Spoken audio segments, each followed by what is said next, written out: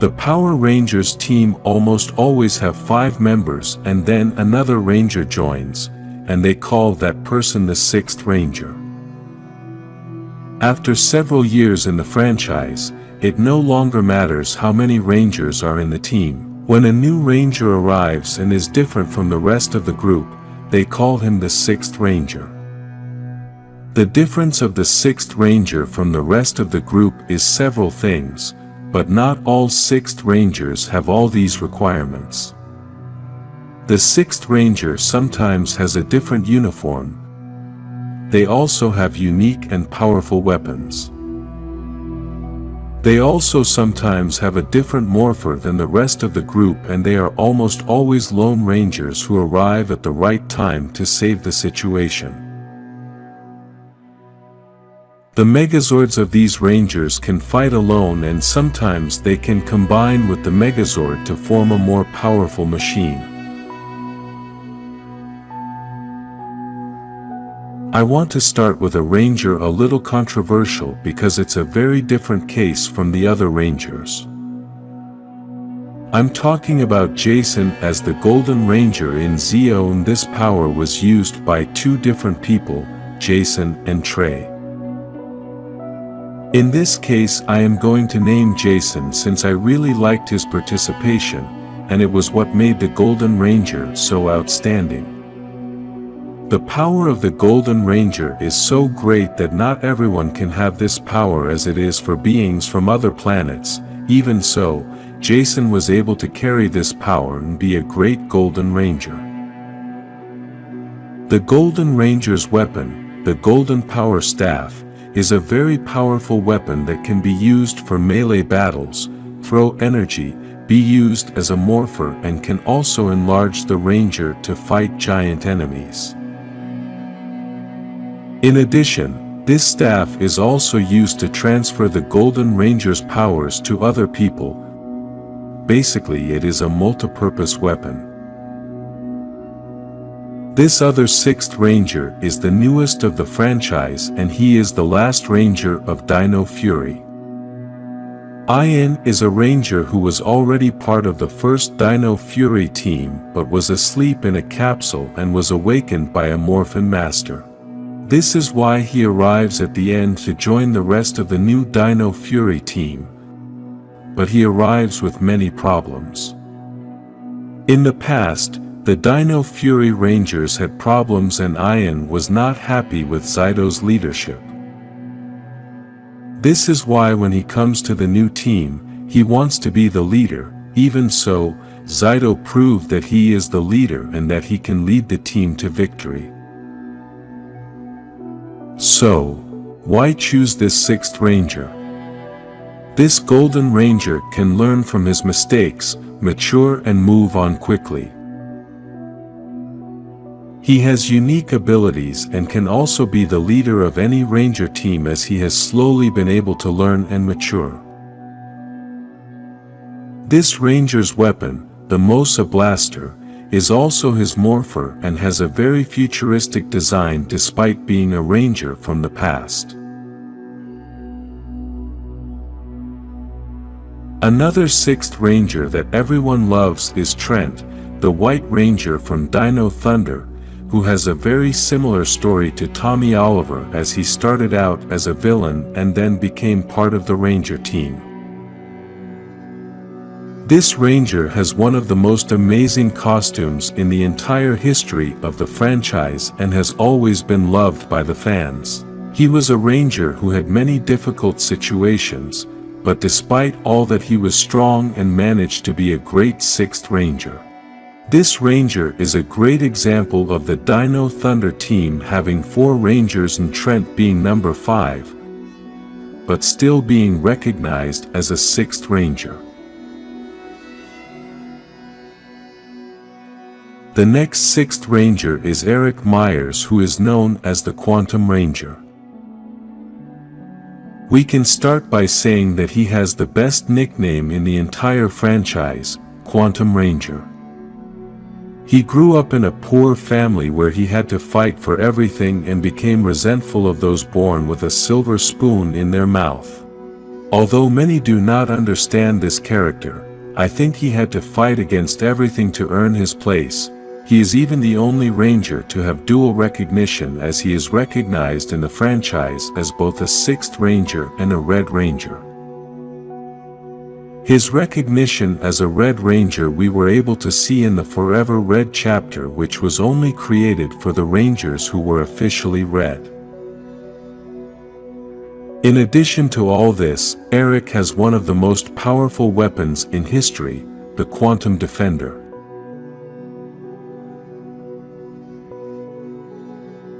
I think the greatest 6th Ranger of all time is pretty predictable, since everyone knows it's Tommy Oliver. The first 6th Ranger in history and the only one who has transcended to being the leader of several teams.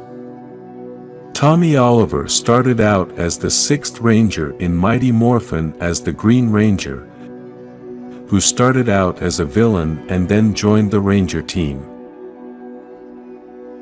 After that he became the White Ranger and leader of the team, replacing Jason, who is considered the best leader ever by many fans.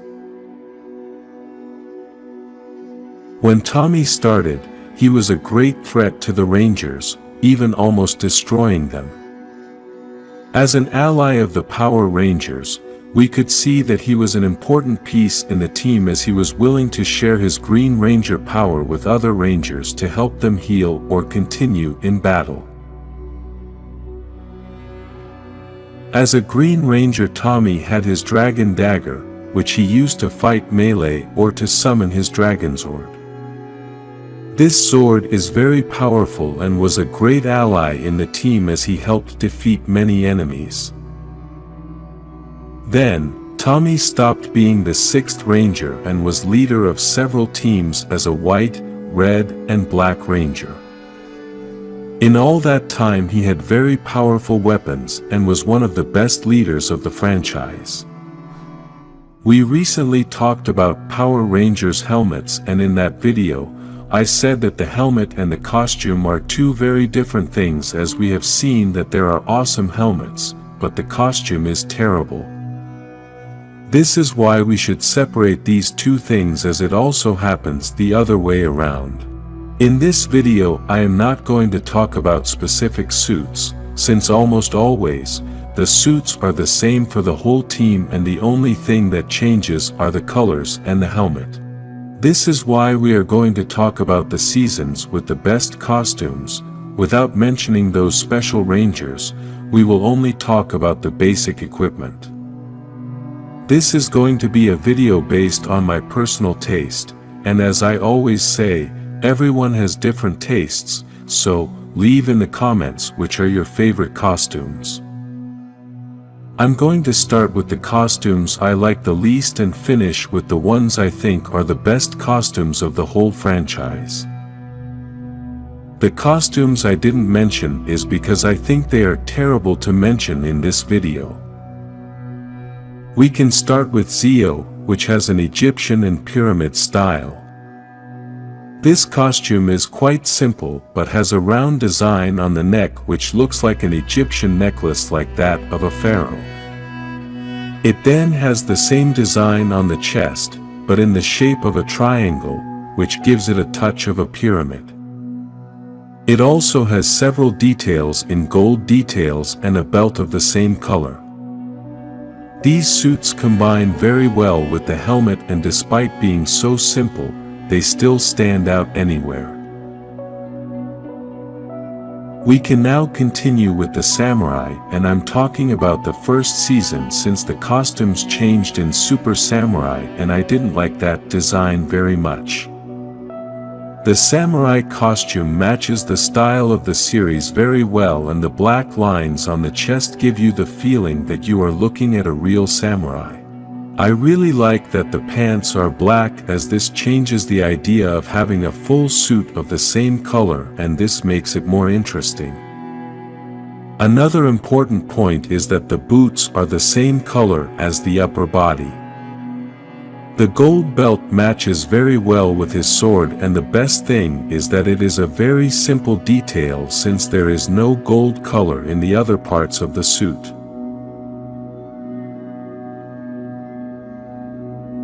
We continue with the Ninja Steel theme, and just like Samurai, Ninja Steel changed their costumes in the other season. I prefer the first season, with simple costumes, with good designs. The important thing a costume should have is that it should be able to match the style of the season and the Ranger's helmet. Ninja Steel manages to combine both, and despite not being such a ninja-like suit, they still made a different version, and it looks just as good. The ninja star drawing they have on the chest is the best thing about the suit. Another thing they made different is that the costume of the two women is different from the men. This is something interesting, although many may see it as something of inequality. Even though I am not a fan of caped heroes, I can admit that I really like the Mystic Force costume. This costume, like Ninja Steel, was given a slightly different touch between men and women. The men's is a full-body suit with the same color, and the women's only covers the upper body and has white pants. Even so, the colors of these costumes made them a little different, because if we look closely, we can notice that these colors are brighter. The design with black and gold lines looks spectacular, and the belt design looks great too. The cape doesn't look good, but the part of the cape that covers the chest is the best part of the costume. The SPD costume looks very much of the future, and this is something that blends very well with the series since everyone knows it is made in the future. I really like that this is one of the few suits that doesn't have the color gold and they used silver. We can also see that the gloves are short and are not like almost all the other suits that almost reach the elbow. I really like that they fit the theme of the season very well, as they have the police logo all over them. The most impressive thing about this suit, and it is something that some people don't realize, is that on the chest each ranger has a different number. It's good to know that nowadays they are still creating good costumes, because I really like the Dino Fury ones. This suit has that triangle on the chest that we can compare with the teeth of a dinosaur. Another thing I really liked is that they added another color to the suit. That gray color gives it a different style. The gold-colored bracelets are big and shiny. Besides having 2 on each arm and 2 on each leg, this is a great detail of the suit. Another thing I really like is that the gloves and boots are the same color as the suit. This is something a little more modern. Dino Thunder's costumes can confuse anyone, as it looks like a very simple suit with many triangles on the sides. The reality is that when we look at the suit from the front, we can see that they look like dinosaur teeth as well, and making those triangles all over the suit is a bit more daring. The logo on the chest and the simple design of the triangles makes you feel like you're looking at rangers combined with dinosaurs, and that's important as it fulfills the theme very well. Even though the Super Megaforce helmet is not one of my favorites, I have to say that the costume looks amazing. Obviously, everyone can notice that this season's theme is pirates, and this can be seen all over the suit. This suit has a lot of well-matched details, and we can start by talking about the best thing about it, which is the jacket. We know that this supposed jacket is attached to the suit, but still, it gives the feeling that it is a separate jacket from the suit, and that is the best that I like. We can also talk about the short gloves and the boots with the silver part. The design of the full chest is very good, and the belt combines very well with everything. All this can also be applied to the previous season, Megaforce, as this suit has similar things, but I like this one more because the white pants make it look clean, modern and sophisticated. This suit has more gold details and the chest design changes a lot. Both seasons have excellent suits that meet all the requirements to be the best suits. Still, there is one costume that is my favorite, and I couldn't talk about this costume in the helmet video since they don't have helmets. Power Rangers Ninja, which are full costumes, from head to toe. These were the most different costumes of the entire franchise and the ones that best met the theme of the season. Aside from being very similar to the real ninjas we all know, they have details that make them look like Power Rangers. The large power coin on the chest is my favorite part of this costume, plus the gold-colored lines and diamonds on various parts of the body give it a different style that makes them look very powerful. After 30 years of history and seeing many different costumes, no costume makes me feel as much excitement as this ninja costume. The female Rangers are an essential part of the Power Rangers franchise, and we should appreciate these women for their power and importance in the series and not for their beauty. I have seen many channels making videos arguing about which is the most beautiful Ranger, but I prefer to look for other attributes like power, strength, intelligence, importance, and many other things that make a female Ranger stand out. As I always say, these videos are about each person's taste, so leave in the comments which are your favorite female Rangers. Remember, we are not talking about beauty, but other attributes. We can start with Z, the Yellow Ranger of SPD, who has the power to multiply herself and make several copies of herself. This Ranger was the one who helped the Omega Ranger when he was little so that he could be part of the SPD Academy and not be part of the villains. This Ranger has always wanted to help the weakest because before being a Ranger she was dedicated to steal from the rich to give to the poor.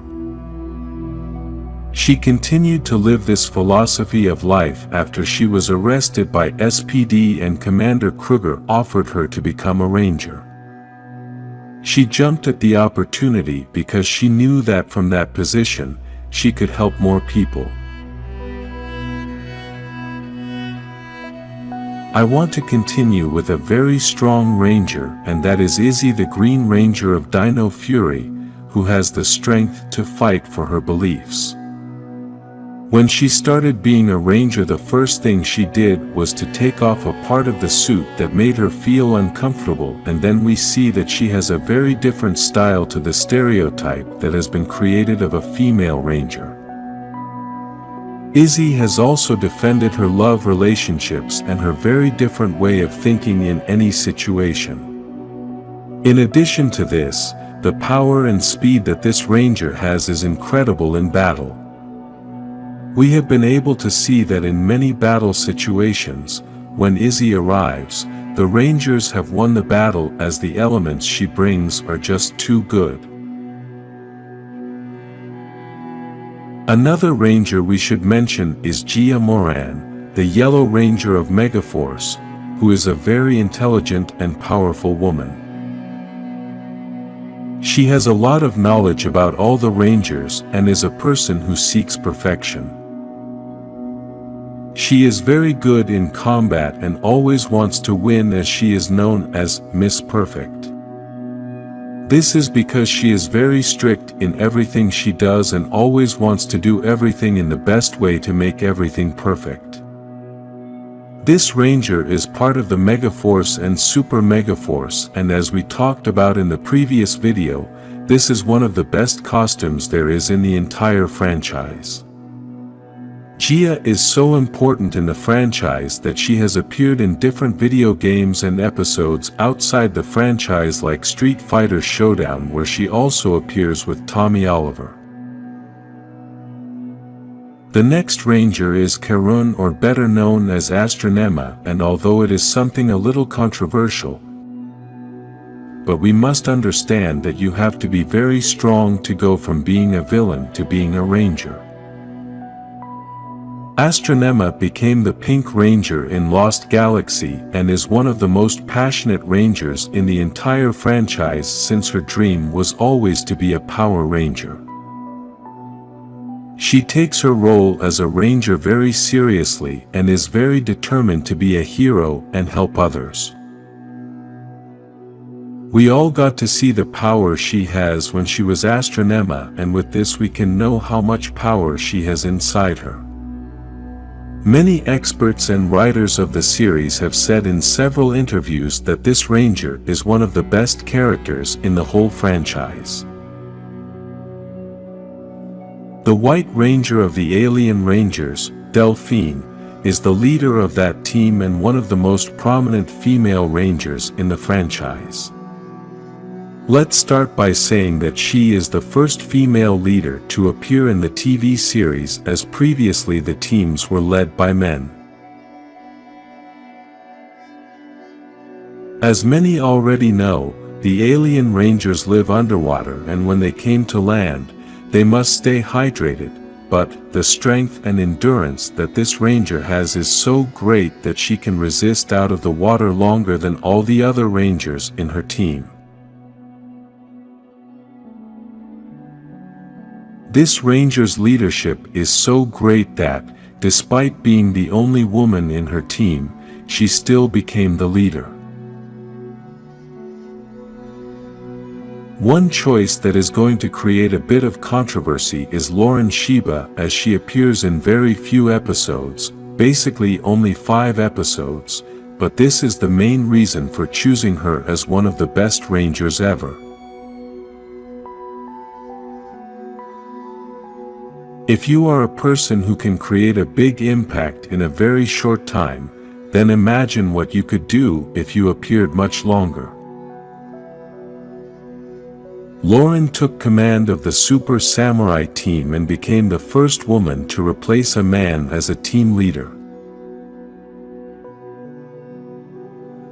This is very difficult to happen, as you can't replace a team leader and force the other members to follow that leader, and this is exactly what happened, as the other rangers wanted to follow the previous leader, Lauren's brother.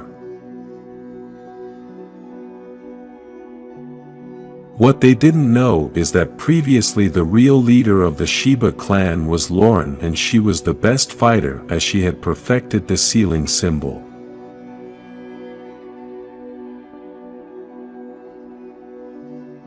Finally, I want to mention Jen, the Pink Ranger of the Time Force, who is the leader of this team and is a very important part of the franchise. First, we have to start by pointing out that her team in the year 3000 was almost done with all the crime and had to fight one of the most powerful villains in the entire history of Power Rangers. She is the only Pink Ranger who has been the leader of a team and one of the few Rangers to appear and be an important piece in appearances outside the franchise, such as comics, video games, and other things. She is a determined, intelligent, and powerful enough to lead one of the strongest teams in the entire franchise.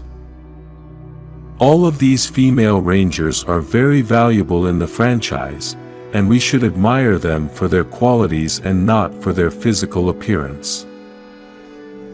Let's start with the Rhino Blade from Power Rangers Jungle Fury. The important and amazing thing about this weapon is that it is also a morpher. It starts from a simple wooden bracelet and then becomes a morpher and transforms the person into the Rhino Ranger. This powerful weapon is a combination of morpher, blaster, and sword with which you transform, fight long distance, and melee. The Rhino blade has destroyed entire platoons with just a few small missiles coming from the fingers. In its sword form, it can be used in various ways such as spinning and turning the Ranger into a living circular lock to give several quick cuts and finish off with a powerful final cut. Black Ranger Power Axe from Mighty Morphin Power Rangers. This weapon, besides having a very sharp and powerful cutting blade, can also be used as a power cannon. The power of this axe is so great that it is the initial and main weapon in the Mighty Morphin Power Cannon. Its energy is of such magnitude that it can wipe out entire battalions and as the main source of energy in the power cannon. We could say that it has also wiped out many monsters with just a little help from the other weapons. The Fire Smasher from Power Rangers Samurai. A sword that starts out normal-sized and turns into a giant sword with incredible power. It can cut through anything as its cut comes not only from the razor's edge, but from the power. Its cut is so wide that with one move it can cut a whole battalion in half. In addition to this, it turns into a cannon with the discs of the other Samurai Rangers cutting through any enemy that gets in the way. Another way it can be used is with an additional disc to get two Fire Smashers and create a sword party and cut enemies into several pieces. There are powerful blasters, but the Quantum Defender from Power Rangers Time Force is one of the most powerful. This powerful blaster can blast almost anything with such an impressive speed that it won't give the enemy time to react. In addition to this, it is not only a blaster, but it also turns into a powerful long sword that will cut enemies in half. The best thing about this weapon is its size and portability. Being so small, it is easy to carry and can always accompany the Ranger and be ready in less than a second. Another powerful weapon is the Magna Blaster, or also known as the Magna Sword from Power Rangers Lost Galaxy.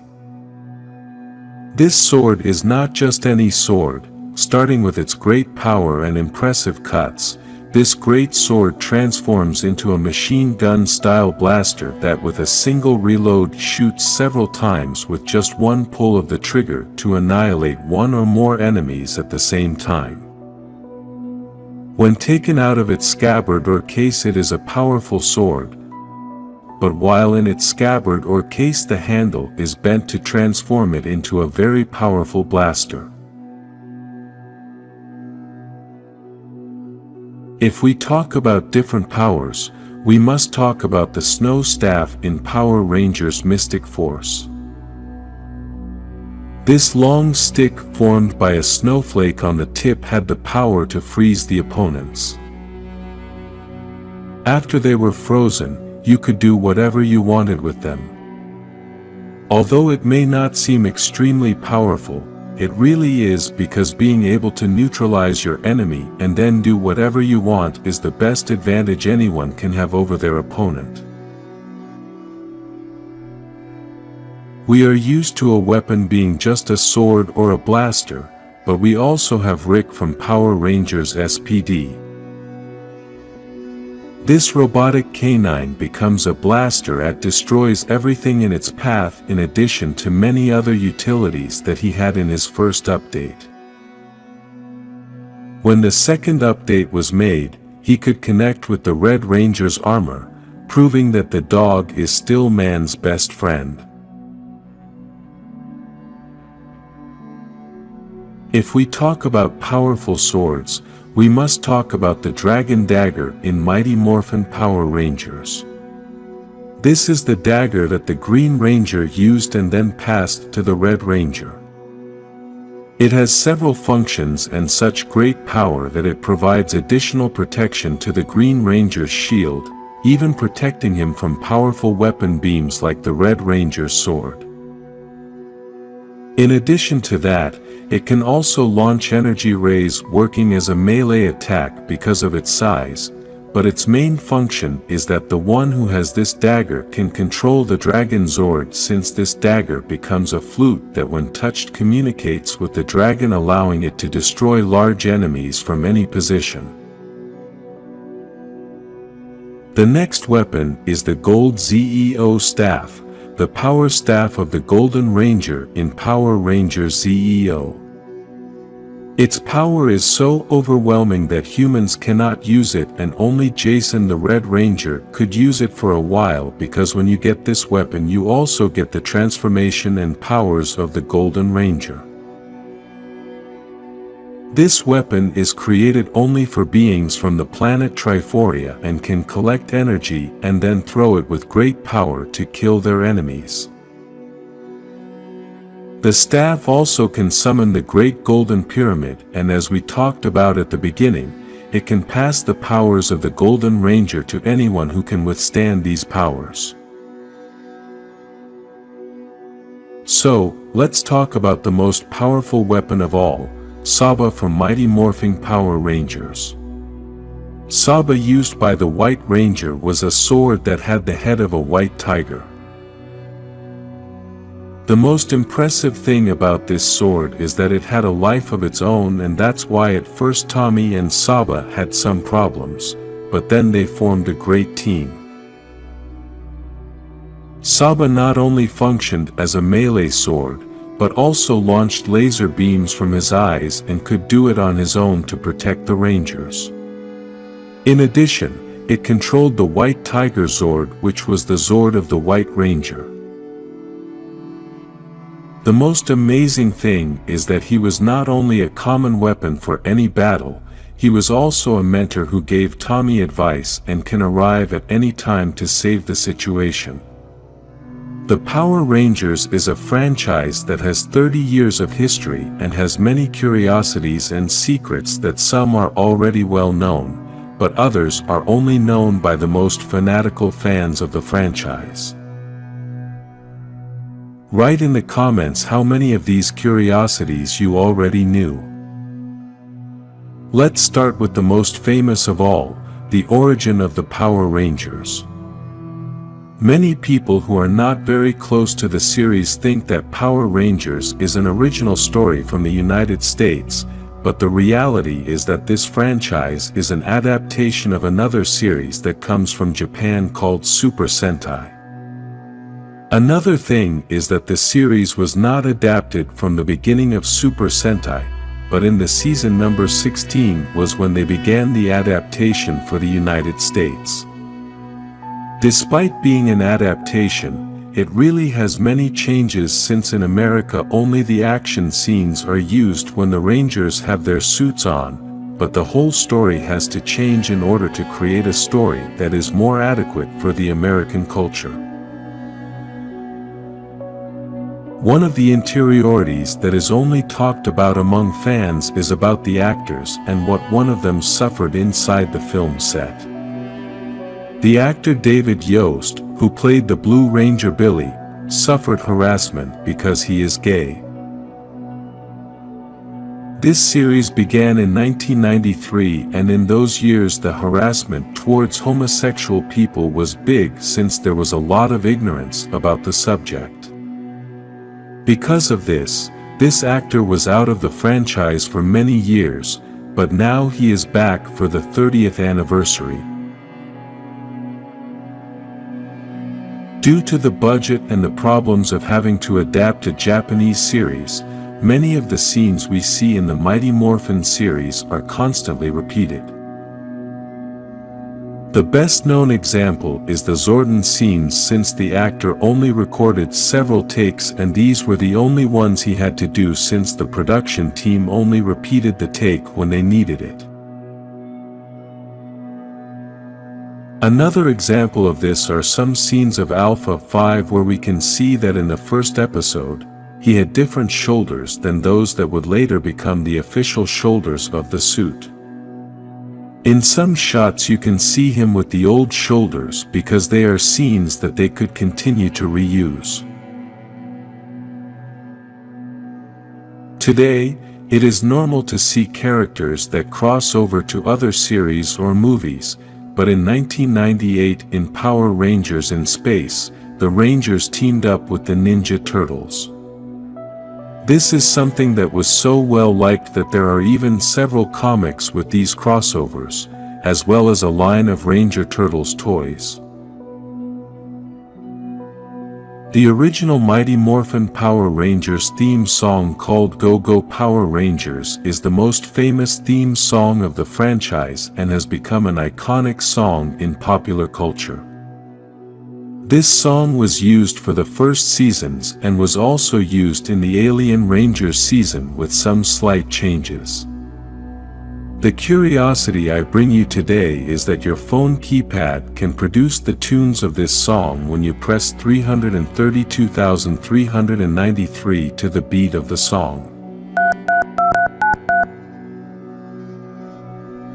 Much of the first seasons were filmed in New Zealand, and the curious thing about this is that the series was banned in this country. After watching the first season, parents began to complain because they thought that the Power Rangers settled all conflicts by fighting and that children would do the same, so the country decided to cancel the series. The Mighty Morphin series has 145 episodes in total and Billy appears in every episode. In addition to this, he also appears in the next 10 chapters of Alien Rangers and is the only character in the series to make it. Many say that Alpha also appears in all the chapters, but it is not so, since he does not appear in Chapter 5 of the first season. However, we have to give him an honorable mention since he appears in all the chapters from Mighty Morphin to Zeo, except in that chapter, number 5. If you are not that much of a fan of the series, you might not know this fact, and that is that the Yellow Power Ranger was really a man. To explain this, you must have understood the beginning of this video since I said that Power Rangers is an adaptation of a Japanese series, and the American version used the action parts where the Rangers had the suits. In the Japanese series the Yellow Ranger was a man, but in the American version she was a woman. This is why in the American version when the Yellow Ranger has her costume on, she has a bigger body like a man. We all know that Megazords are the combination of several Zords to form a giant warrior Zord, and normally only 5 or 6 Zords are used to form this Megazord. In the Power Rangers RPM series, they wanted to go a little further and have a Megazord called the RPM Ultrazord that uses 12 Zords to make the combination. After 30 years of history, Tommy Oliver still holds several records that no one has been able to beat. He has been the Ranger with the most appearances with a total of 200 episodes, besides appearing in 8 different series. He is also the Ranger who has made more color changes since he has been the Green, White, Red and Black Ranger. Another record is that he has been the only Red Ranger in 2 different teams. The budget in Power Rangers sometimes caused problems and curiosities. One of these cases are the costumes of Power Rangers SPD-A Squad. If we look at the helmets of this team of evil Rangers, we will be able to see that it is the same as the Power Rangers in Space team. They just put the SPD logo on the helmet. The Power Rangers series was adapted from Super Sentai, but what inspired Super Sentai? Before the Japanese series there was a Spider-Man series in Japan, as Marvel had made an alliance with Toei, and this allowed them to use the Spider-Man character and make any changes they wanted. In this series, Spider-Man had a flying car that was attached to a giant robot with which he could fight giant monsters. One of the most important things about Power Rangers is the Megazords. Every Power Rangers team has a Megazord, and sometimes they have more than one. Also, some villains have Megazords so they can battle the Power Rangers. The best-known Megazord of all is the Dino Megazord, the Mighty Morphin's Megazord. This Megazord is very powerful and has won many battles against many different enemies. Another one that is also very well known is the Dragon Zord, which is the Zord of the Green Ranger. This Zord is controlled by the Dragon Dagger and is also very powerful. Although these two Zords are very famous, they are not the most powerful. However, in this video I am not going to present to you the most powerful ones, but the biggest in size. These Megazords make the other Zords look like toys because of their enormous size. First, let's start by looking at the sizes of some Megazords so that we can have some comparison. The Dino Megazord is one of the smallest in the entire franchise, as it is 41 meters tall, which is equivalent to a 9-story building. One of the largest Megazords is the Dino Charge Ultra Zord, which is 97 meters tall, and that is equivalent to a 21-story tall building. This means that this Megazord is a little more than twice the size of the Dino Megazord. Still, if we watch the TV series, we wouldn't notice the size difference, as this wouldn't be a fair battle for the smaller Megazords, so for reasons of preserving the story and plot, they make all the Megazords about the same size on screen.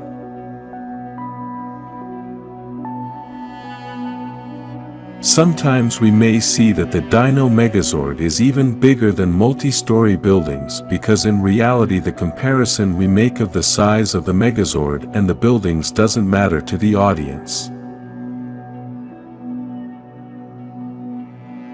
This has only been important on very few occasions when they want to show that there is a giant Megazord, and today I am going to talk about two huge Megazords. The first one is the Evox Chimera Zord, which is a species of 7-headed dinosaur with wings. It has a large head in the center which is green and has 6 heads of different dinosaurs. Its body, including the wings and the 6 heads, is violet with some yellow details. Although this monster looks real, it is really a machine like any other Megazord. The measurements of this Megazord are not exact, but Jason compared it to the next Megazord that we are going to talk about later. Chimera shoots energy beams from its 7 mouths, and they are so powerful that they could take out any Ranger team. These heads spin around like clock hands, so this complicates things when it's throwing its beams all over the place. Due to its large size, it clearly possesses very great strength. Another thing we can highlight is the durability, since they needed the power of 3 Megazords to be able to defeat it. If we look at the image, we can see the great size he has, since these 3 Megazords measure less than 50 meters and look like toys next to this monster. Even so, the size of this Megazord does not surpass the largest in the history of the franchise. Serpentera, a well-known Megazord which belonged to Lord Zed. This Megazord is 345 meters tall, which is equivalent to a 77-story building. If we make a comparison with a famous place, This Megazord is a little bigger than the Eiffel Tower. Serpentera is a dragon, which also has a very long tail. If we add the tail to its height measurement, then Serpentera is 500 meters long, which is equivalent to a 111-story building. This size can be compared to Taipei 101 in Taiwan, which is just over 500 meters and has 101 floors. Despite its large size, Serpentera was not invincible because it had a great weakness, and that is that it needed a lot of energy to activate, and that energy was spent quickly. This is why it never won the battles, even though it could have done it in a very easy way. In addition to its large size, Serpentera launched lightning bolts from its mouth and could also fly. The last time we saw this giant was in the episode Forever Red, where we can see Cole ramming the dragon through its mouth, as that was its weakest point. This caused the destruction of Serpentera and was a bit disappointing as the size difference was wrong in proportion. If a ranger had entered Serpentera's mouth, it would be like a human eating a grain of rice. Although this monster no longer appears on television, in the comics it returned alongside Lord Draken. Somehow Draken had obtained this giant Megazord and used it in the final battle against the Rangers. Serpentera destroyed several Megazords effortlessly and was a real threat, unlike the TV version, which was only impressive because of its size. This version of Serpentera was so dangerous that it ate the Megazords as if they were candy, and the size proportion was more accurate because if we look at the image, the Rangers looked like grains of rice. In this same comic we could see how the Rangers managed to stop this monster that was more dangerous than its TV version. The Rangers joined several Megazords from different eras and multiverses with a calculation made by Jen, the Pink Ranger of the Time Force team.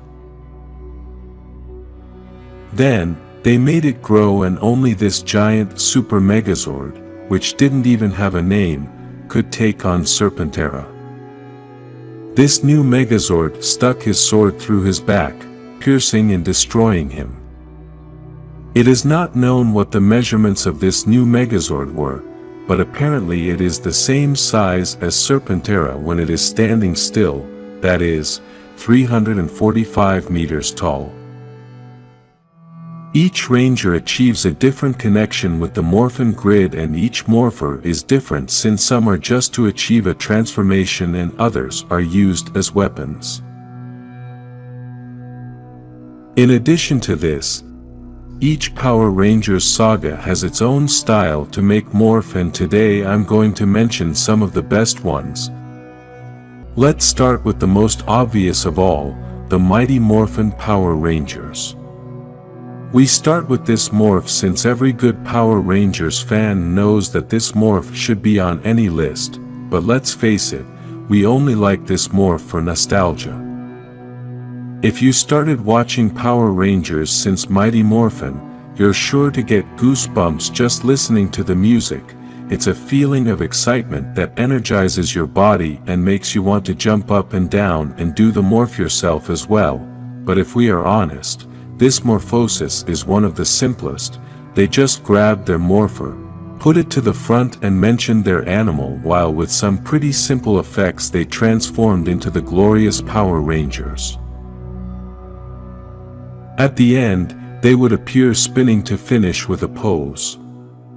We can't criticize the special effects too much or evaluate them with so much detail, since it was 1993 and the special effects for those times were not as good as they are now.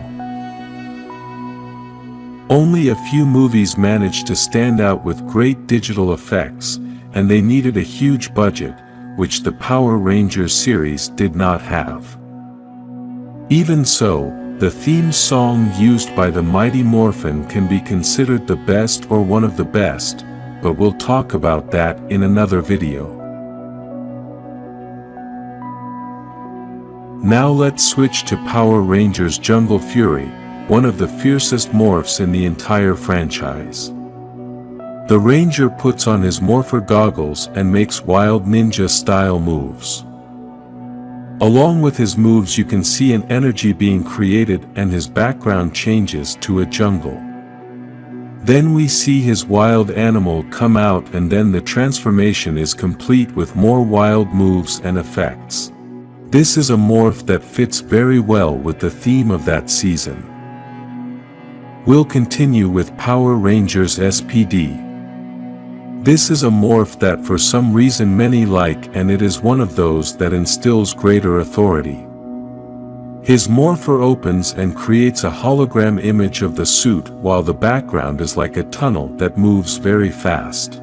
The Ranger with a jump transforms and first appears with the suit on, and then, in a great sequence, appears his helmet to finish standing on top of the SPD emblem and gives several movements. Now let's enter the storm with Power Rangers Ninja Storm, where they begin a morph by entering a storm to then see how his clothes explode and his suit appears. Then his helmet appears in parts to finish with an excellent pose. In HTE background appears the nature powers of each Ranger with their insignia. This morph is worthy of its name and makes you feel that you have the power of nature on your side, and you are ready to fight. The Power Rangers Dino Thunder morph is one that combines the background effects with the transformation very well. This morph has a lot of fury, energy, and feels powerful despite looking simple. They start by activating their morpher to then have a white suit with their emblem in the center. Then they take turns as their suit color is pieced together. Now comes my favorite part as they fall on a rock that breaks and lava comes out. Their helmet appears and, in the background, their Zord appears in an exciting way with various explosion effects. Hearing the name Power Rangers Mystic Force, it is hard to imagine what a morpher will be like since it is a name that has nothing tangible, but this morpher they did very well. They open their morpher which launches a power into the sky, the ring opens from which their power comes out and they enter through the ring. This completes the transformation of the suit and then the helmet to finish with a pose and their cape billowing.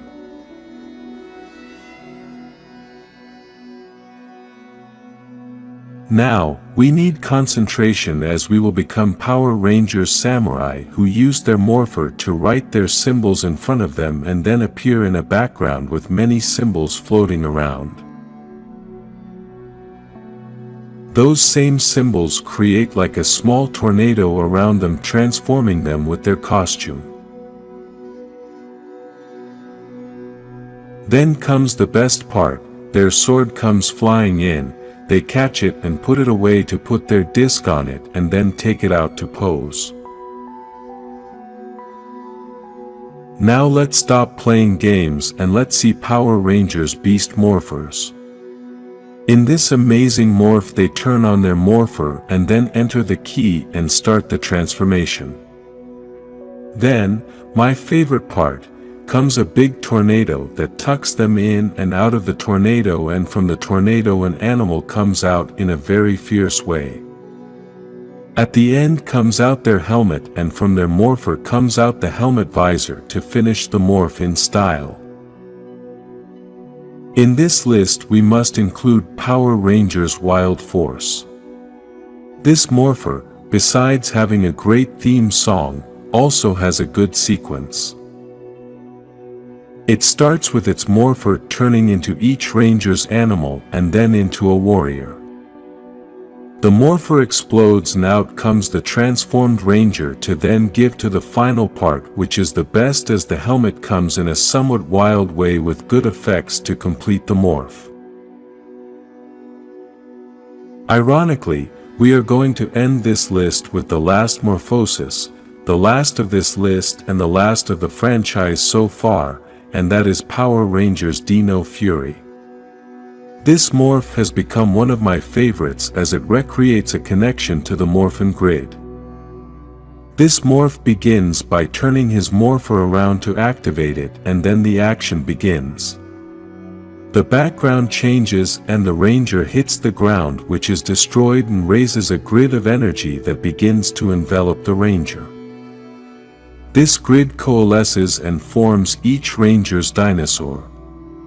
Then comes my favorite part, and I think that is what makes this morph so good, and that is when the Ranger begins to float in the Morphin grid. The Morphin grid wraps around the Ranger and transforms him. In the end, comes the helmet that joins in the middle, and the Ranger finishes by pulling out his sword. Each Morphosis has its own magic, and each one provokes a different feeling depending on the music, the energy, and how connected you are with the series at that moment. After the Morphin, each Ranger transforms into a different costume, but what changes the most is almost always the helmet. In several seasons of Power Rangers, the helmets are different for each Ranger, and it all depends on the theme of that season. Today we won't talk about the costumes because even though the costume and helmet are a complete uniform, sometimes the costumes are all the same and only the colors change. However, helmets change most of the time. Today we'll talk about the best helmets I've seen in Power Rangers. Leave in the comments your favorite helmets, and remember that each Ranger has a different helmet, so you can mention the season and the color of the Ranger.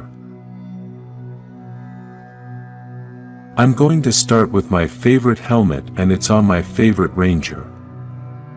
The Black Ranger from Mighty Morphin with the Mastodon helmet. This season we know that the theme is prehistoric animals, and the Black Ranger has the power of the Mastodon. This is an extinct animal that was like a hairy elephant with big tusks. That is why the helmet has two tusks on the sides, and in the center, it has lines like the Mastodon's trunk. As a curious fact, many people confuse the Mastodon with the mammoth, and they are not the same animal, although they are very similar. My second favorite helmet is the Mighty Morphin White Ranger helmet, as it has a nice color combination with white, gold and black. This Ranger's power comes from the White Tiger, and if we look at the top of the helmet, we will see the lines that the White Tiger has on his head. This is a subtle, but effective detail, as it gives him that presence of the White Tiger and therefore influences leadership. One of the changes that I really liked in this helmet is the part of the mouth being flat without the shape of the lips, then changed the perspective. Let's continue with Commander Kruger's helmet, which has the shape of the Commander's two ears. The shape of the black visor gives it a very future style and combines very well with the shape of the ears. One detail that I really liked about all SPD Rangers is that they have the police insignia in the front of the helmet. This detail is very important, as this season is based on a police style and they always wear the badge all over the uniform. The only thing we don't know about this helmet is how the commander can put his whole nose inside the helmet. This is a Power Rangers mystery.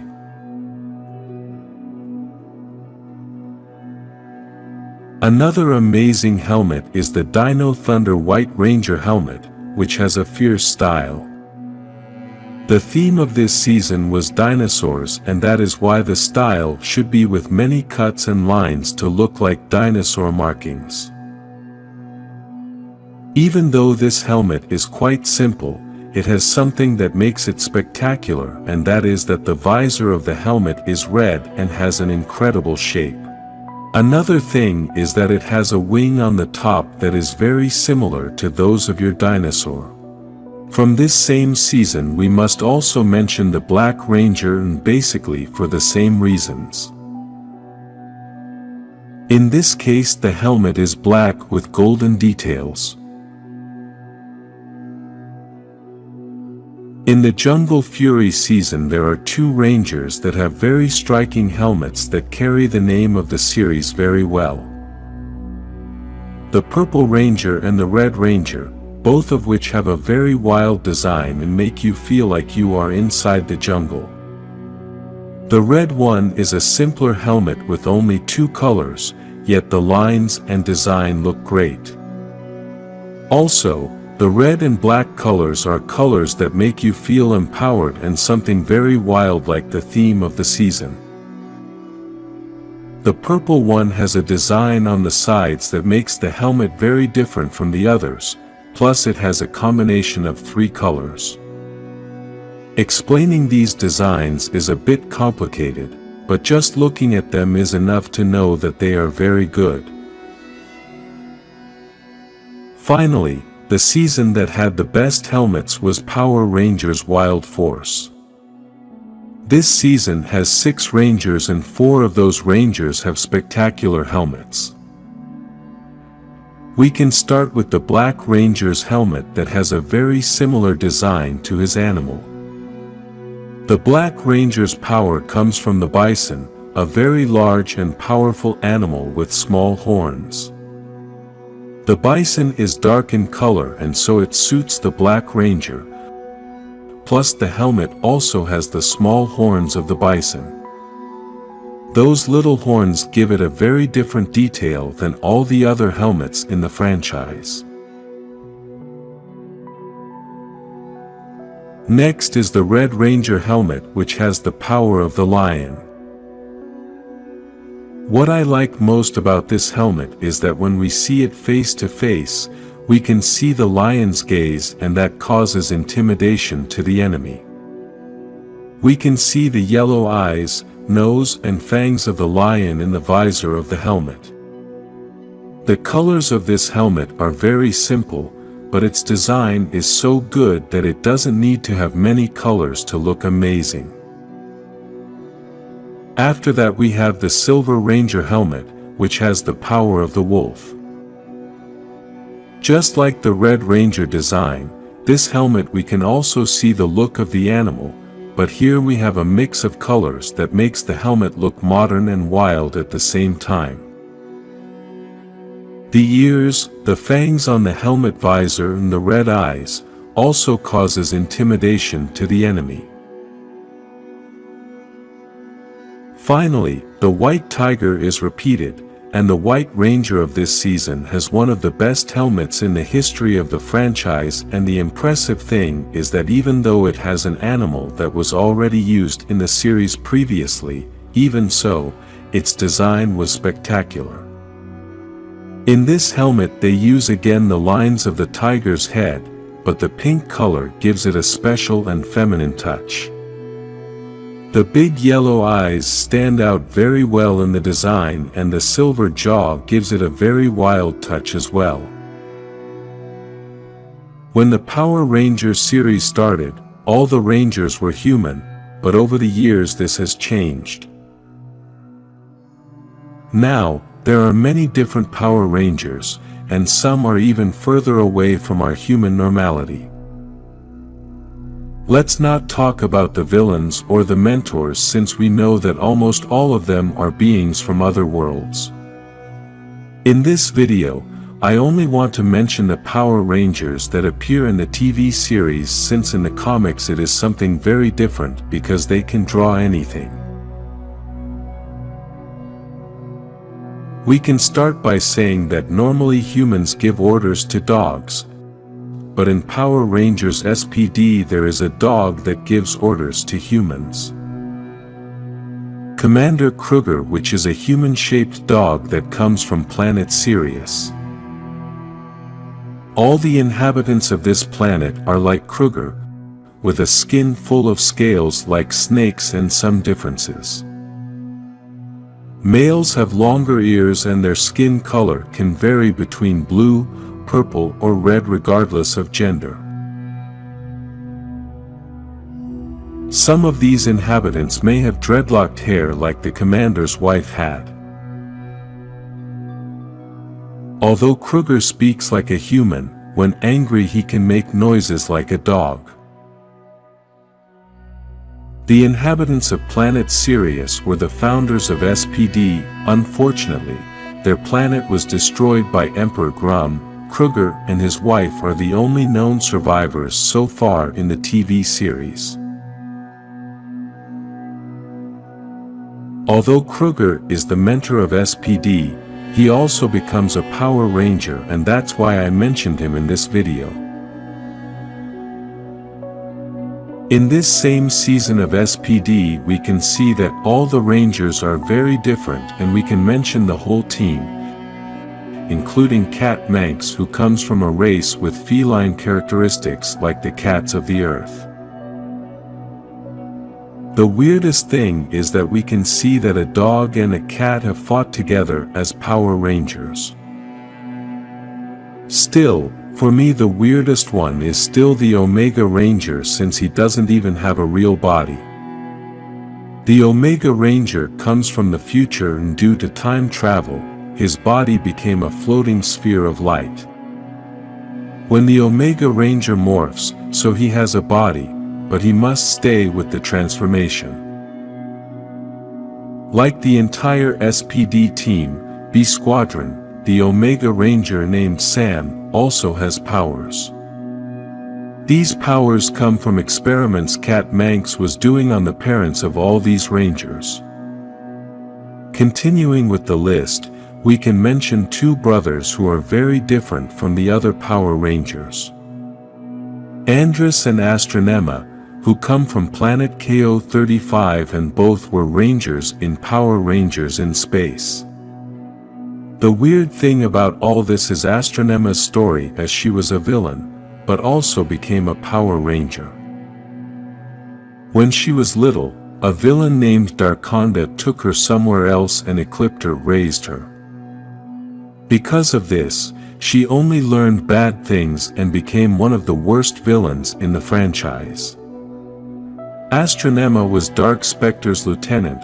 Basically she was inside the organization of the worst villains in all of space. Even so, when her brother realized that she was his sister, he did everything he could to get her out of that mess. One of the things Andrus did was to turn her into a Power Ranger, but this only worked for a very short time. Then when Andrus destroyed Zordon, the energy that came out purified Astronema and turned her into a good person.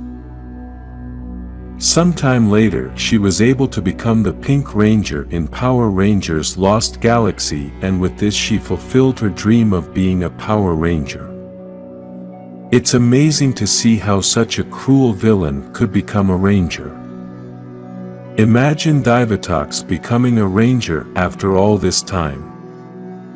Astronema was also seen in the legendary battle fighting with many Ranger teams. In this video we can also mention the Alien Rangers, as they were inhabitants of another planet very different from Earth. The Alien Rangers came to Earth to save the Power Rangers team as they were in danger. Physically, they have some differences from humans, especially their face and head. Another difference is that they need to be very hydrated in order to live, since they live underwater on their home planet. Something very rare about these Rangers is that they did not use morphers to transform, they only did it with their inner power. One of the stories I like the most is that of Cole Evans, the Red Ranger from Power Rangers Wild Force. His parents were in search of a place called Animarium, which is a floating island that later becomes the base of the Wild Force Power Rangers. In this trip, they took their son Cole with them, and they were also accompanied by a friend named Dr. Victor. This trip was in the Amazon, and they found some seeds that were part of the original Master Org. Victor ate these seeds and became the new Master Org. Cole's mother knew they were in danger, so she hit her son, and then Master Org wiped out Cole's parents. Master Org never found Cole, but a tribe of local natives were able to find him. After growing up with the tribe, Cole had many skills that made him an excellent candidate to be a Power Ranger. The tribe returns to Cole what his mother left him before hiding him, a picture of his parents and the red lion crystal. Cole then goes to the city to find his way in life, and there he meets the Power Rangers and becomes the leader of this team. Because he was raised by a tribe far from the city, he had a bit of a hard time adjusting to society, and some thought he was a fool. He also had problems with the former leader of that Wild Force Power Rangers team, as they both wanted to be the leader. Cole appeared in the legendary battle and in the Forever Red episode, being the main ranger of this episode as he was part of the Wild Force season. We may all have different tastes, and if one of your favorite seasons is not in this video, you can write it in the comments. What makes each season special is a good script, good acting, and that it keeps us with a lot of emotion in each episode. Besides this, it also depends on how connected we are with the season, because if you watched any season when you were a kid, then you will be so connected to that season that you will always think it is the best one for you. We must also evaluate the costumes, the transformations, the powers, and the style that each series has used for everything else, for example, dinosaurs, space, etc. We'll start with Power Rangers SPD Season 13, aired in 2005. This series has a police style in which they catch the enemies as if they were arresting them, just like normal police.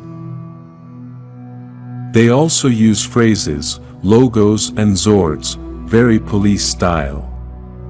The costumes are very well designed, including the helmets that are always important in all Power Rangers costumes. The transformation has very good presentation and their characters are well built.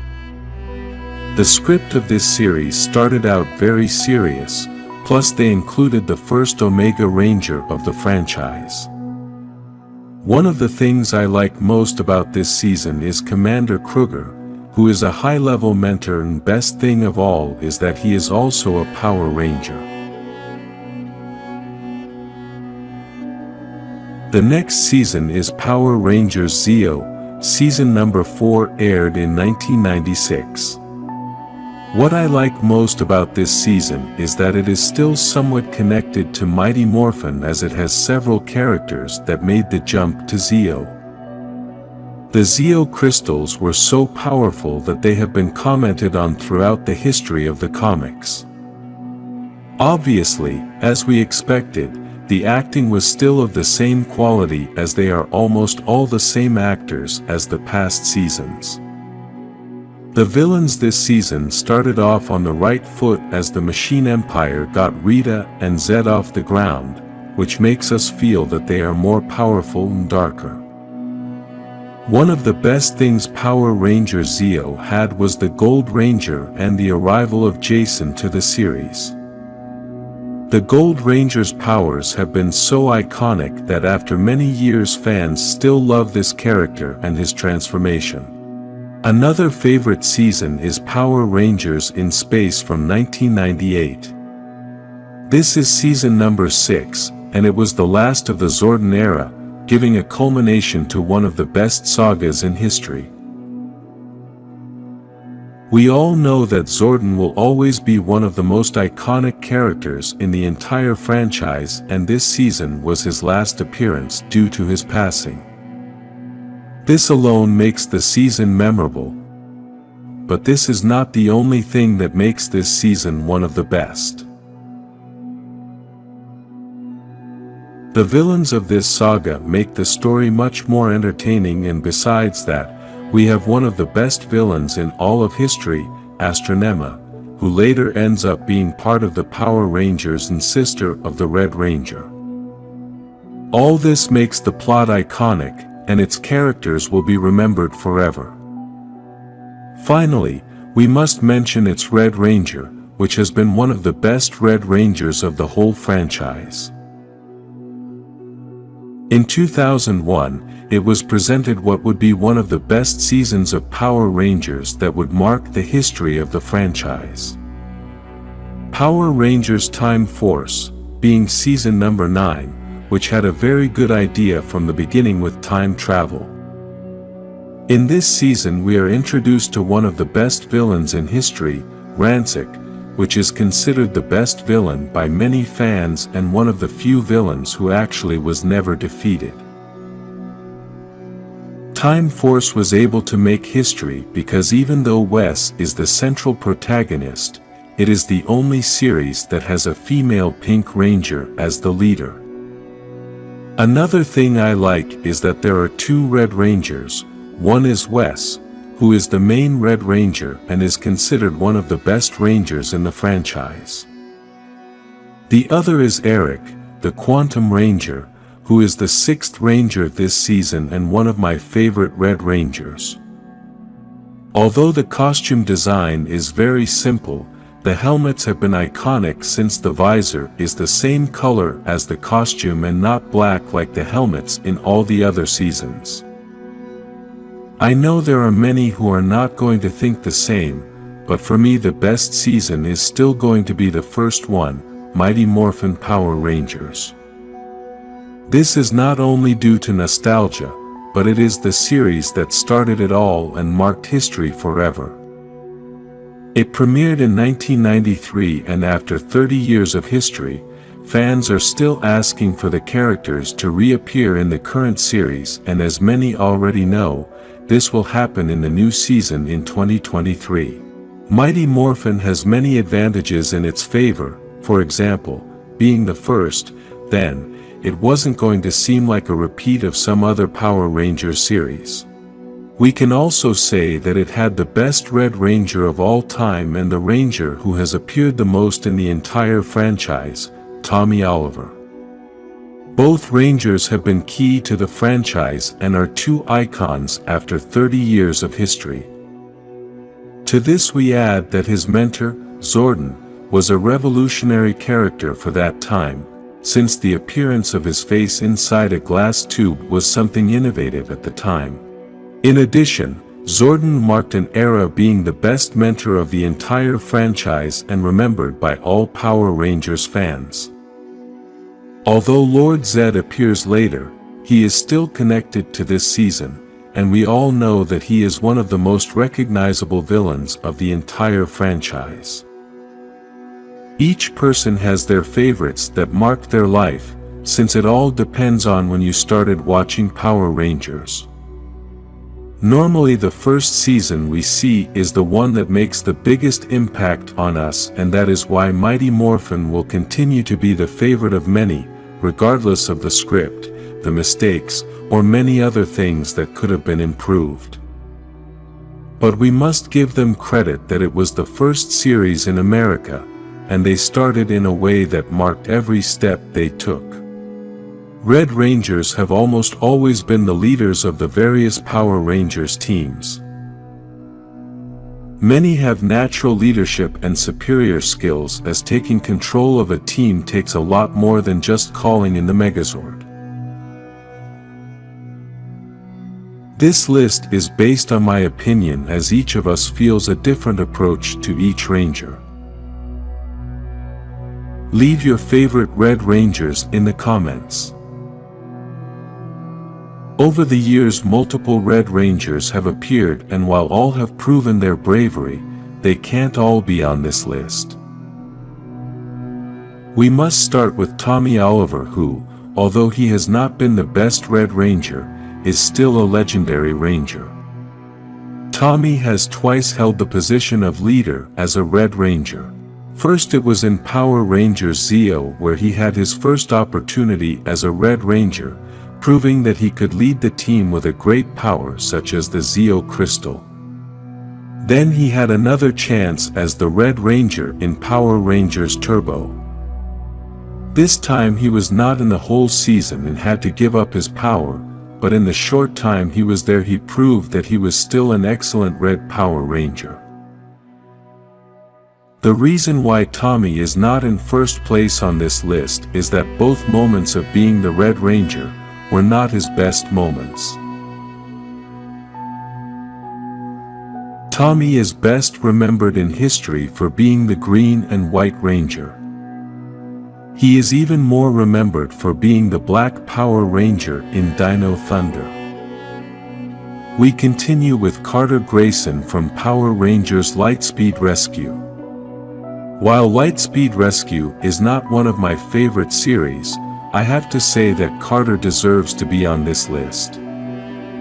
Carter has the attitude of a classic superhero who will do anything to save a life. He is able to break the rules and even risk his own life to save others. He has a noble soul and is a great firefighter with passion. One of the things we should point out about Carter is that, despite being a noble man, he is also a very strict leader, and that is why everyone respects his leadership. Part of being a leader is knowing how to recruit, as you must have the ability to see the talent in other people and recognize who can be that person you need. This was demonstrated when Carter is the one who starts recruiting all the Red Rangers for the Forever Red battle. The next Red Ranger is Cole Evans from Wild Force Power Rangers.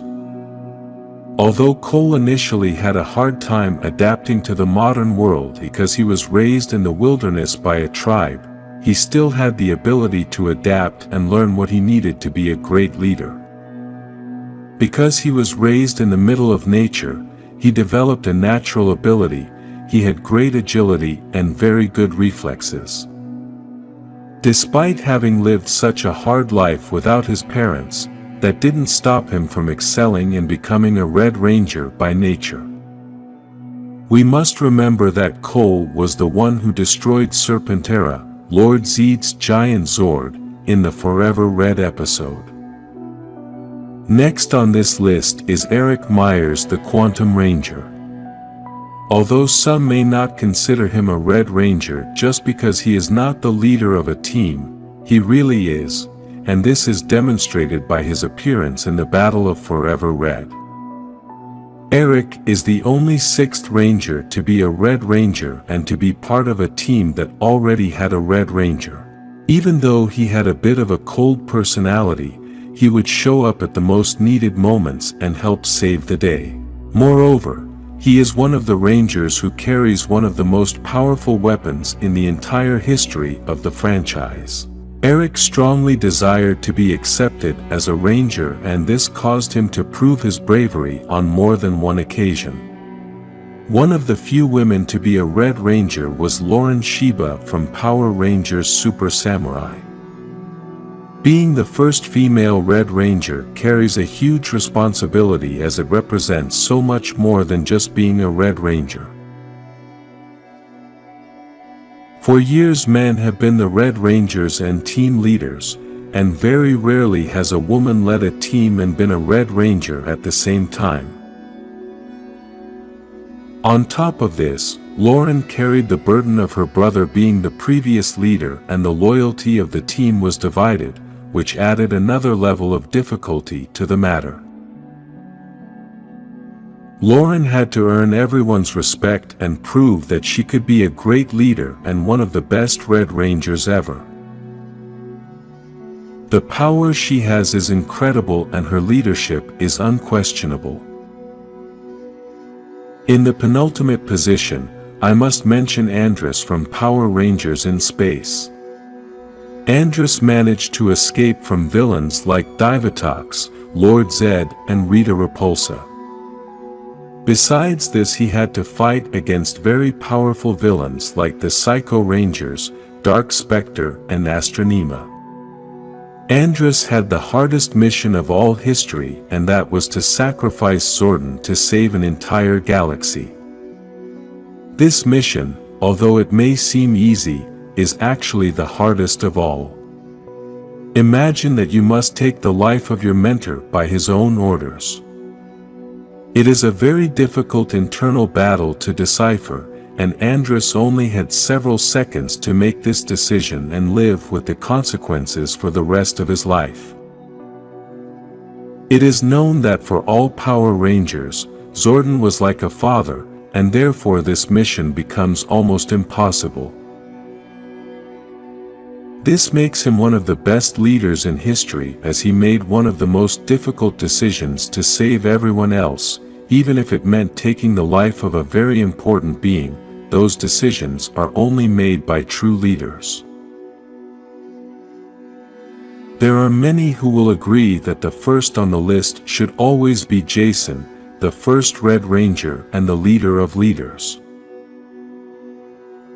For the youngsters who watched Power Rangers from seasons 1995 onwards, I invite you to look up the episodes of the First Rangers, the Mighty Morphin Power Rangers, and you will get to know a great leader. Jason's leadership is so great that thanks to him the Power Rangers franchise had a great success from the beginning, unlike many other series that take a long time to start. From the first day you saw Jason on screen, almost every kid wanted to be the Red Ranger, and this was only because of Jason's influence. Despite Tommy Oliver being a legendary Ranger, he would ask Jason for leadership advice.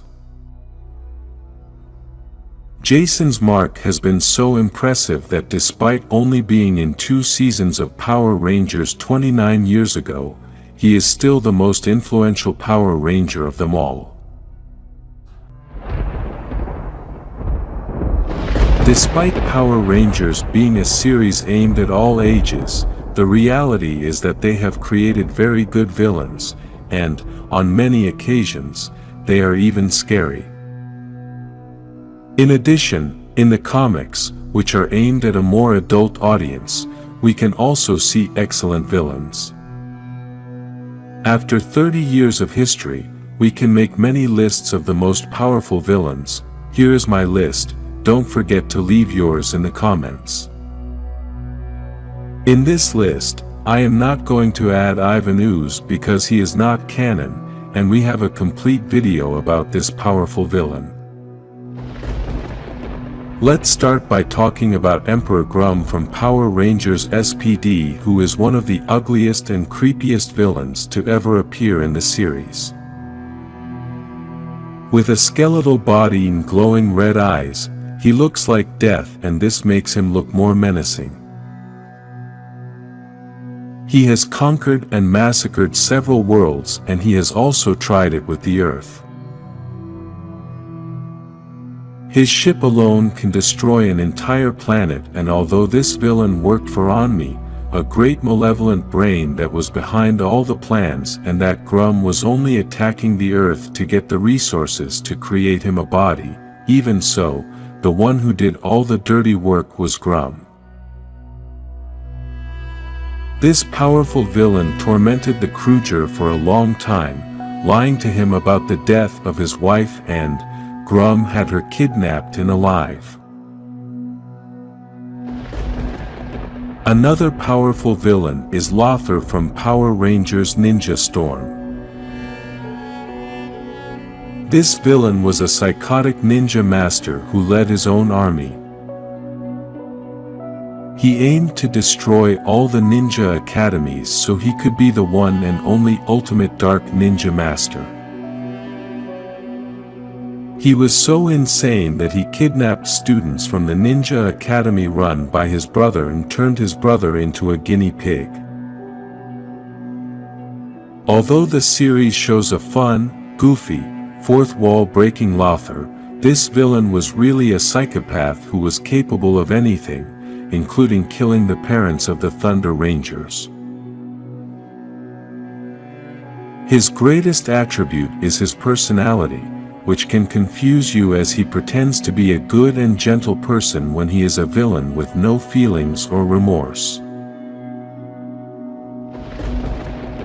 Let's move on to a more well-known villain, Divatox, a space pirate who has a war with the Power Rangers Turbo. This villain may fool you with her pretty appearance, but she is actually rotten inside.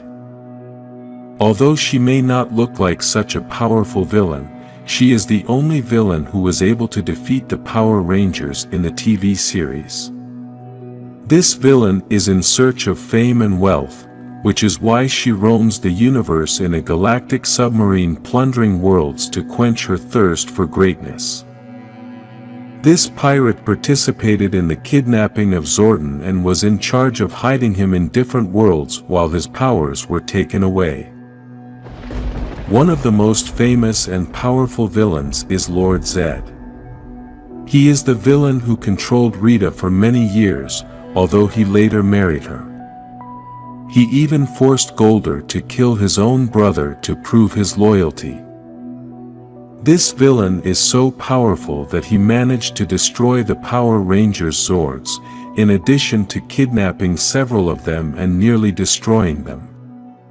His physique is very scary because he has a burned body with metallic bones and a mask with a red crystal, plus he carries a cane which helps him to channel all his power. Lord Zedd was so dark and terrifying when he came to the series that many parents complained and had to modify this character a bit to make him not so dark. If we talk about space villains, we must talk about Astronema from Power Rangers in Space. In the United Alliance of Evil, she was only surpassed by Dark Spectre, and when he was not there she took over as the Princess of Evil. She was raised at the hands of Ecliptor for the purpose she fulfilled, to be heir to Dark Spectre's throne. Astronema has been one of the few villains who has managed to kill a Ranger. She managed to trap the Pink Ranger of the Prisma Rangers and tried to get the location of Zordon from her, but since the Pink Ranger didn't tell her anything, Astronema crushed her spine, causing her instant death. One villain that many fans have said is one of the most powerful is Rancic from Power Rangers Time Force. This villain is a mutant who comes from the year 3000 and travels to the past and fights against the Power Rangers. Because of his appearance, he was rejected and outcast, and this gives him motivation to do evil. His humanoid appearance makes him feel a little more real, and I think the terror in the viewer is greater because beyond looking like a fantasy, it seems a reality.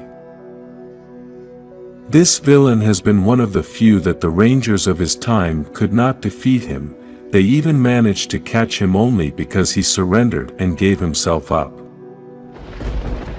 Although there are other villains such as Dark Spectre that could be on this list, I only wanted to focus on those who had direct battles with the Power Rangers, and this includes the multiverse, and therefore Lord Drakkon, for me, would be the villain of villains. Lord Drakkon, formerly known as Tommy Oliver, is a villain from an alternate universe, who, unlike the Tommy Oliver we know, agreed to stay with Rita after coming out of his spell. After learning the spells that Rita taught him, he killed her to become the main conqueror of the world. This villain managed to kill several Rangers and transformed Kimberly into his servant, in addition to defeating Jason after stealing the power of the White Ranger and fusing it with the power of the Green Ranger. Lord Drakkon was driven by the evil inside him and the distrust he had in everyone. He even told the Rangers that friends were useless. He created a whole army dressed as Rangers, and each one had a specific function, and transformed his world into a chaos full of darkness and terror. We know that the list can go on and on because after 30 years of history, Power Rangers has a lot of very good villains, so leave in the comments which other villains you would add to this list and why. In Power Rangers teams there are always the official Rangers that are part of the normal team. There is also the 6th Ranger, which is a slightly different Ranger, but still very similar to the normal team. However, in this video we are going to talk about the Special Rangers, which are not officially registered as the 6th Ranger, nor as official members of the base team. These Rangers can sometimes join the team in some battles, sometimes they are very different physically, and sometimes they just appear to give extra help. I want to start with Jungle Fury, which does not have an official 6th Ranger, but has several Special Rangers. Let's start by talking about Robert James, the Wolf Ranger, who wears the color purple and is the mentor of the Jungle Fury Rangers. Robert is the son of the Shark Spirit Ranger, which we will talk about later. Robert was not sure about following his father's teachings and looks for another master to teach him martial arts, and then becomes the master of the new Power Rangers.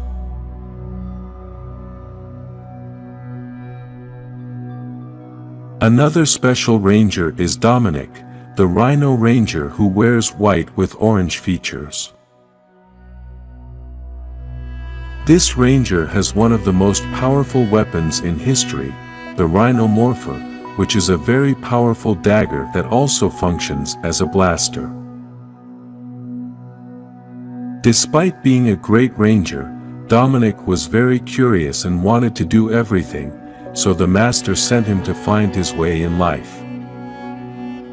He is even the only Ranger in Jungle Fury who does not become a Master at the end of the series. Even so, Dominic is ranked as one of the best students and one of the most powerful Rangers in the series.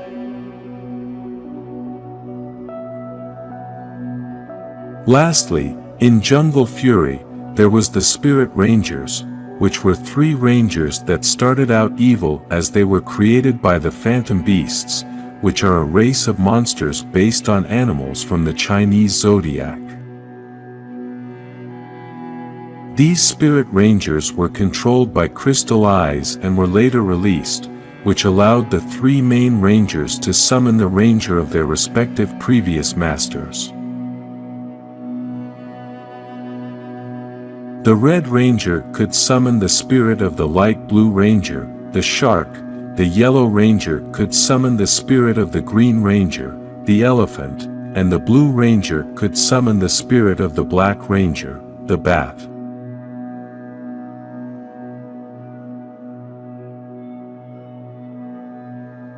Now let's move on to Power Rangers Turbo, and here we get to see 2 Special Rangers that are rarely talked about but have been given more history in the comics.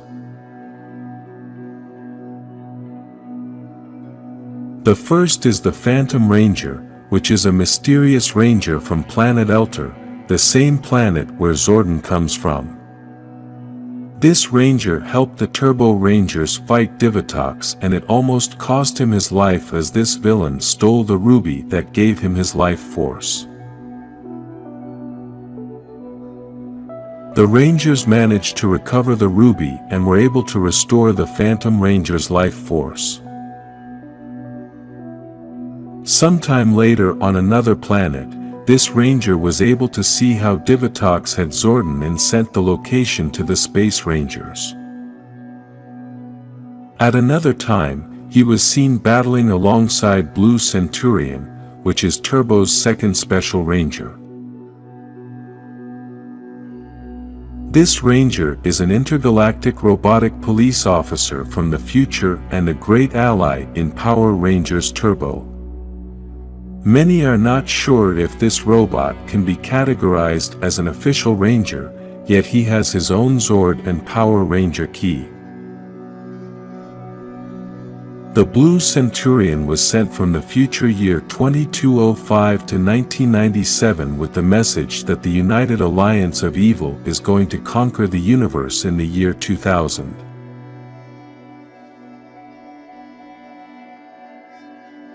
Now we can move on to SPD, as this season we also have two special rangers.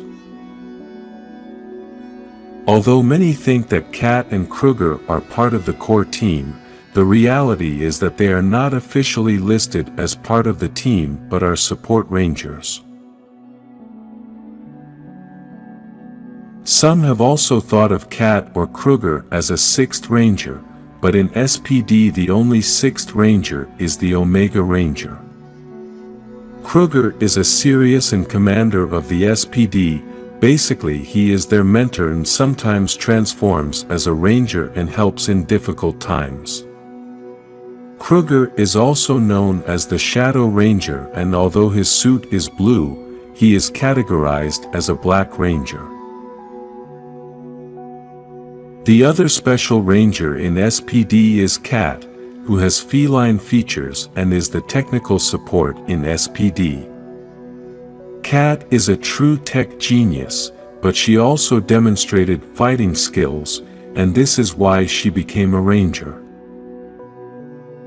Unfortunately, this only happened once, but her participation and her costume were so cool that all the fans have remembered her forever.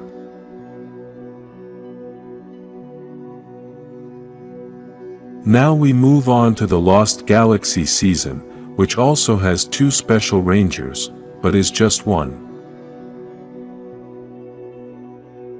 The reality is that the special ranger is Magna Defender, but his power was used by two different rangers.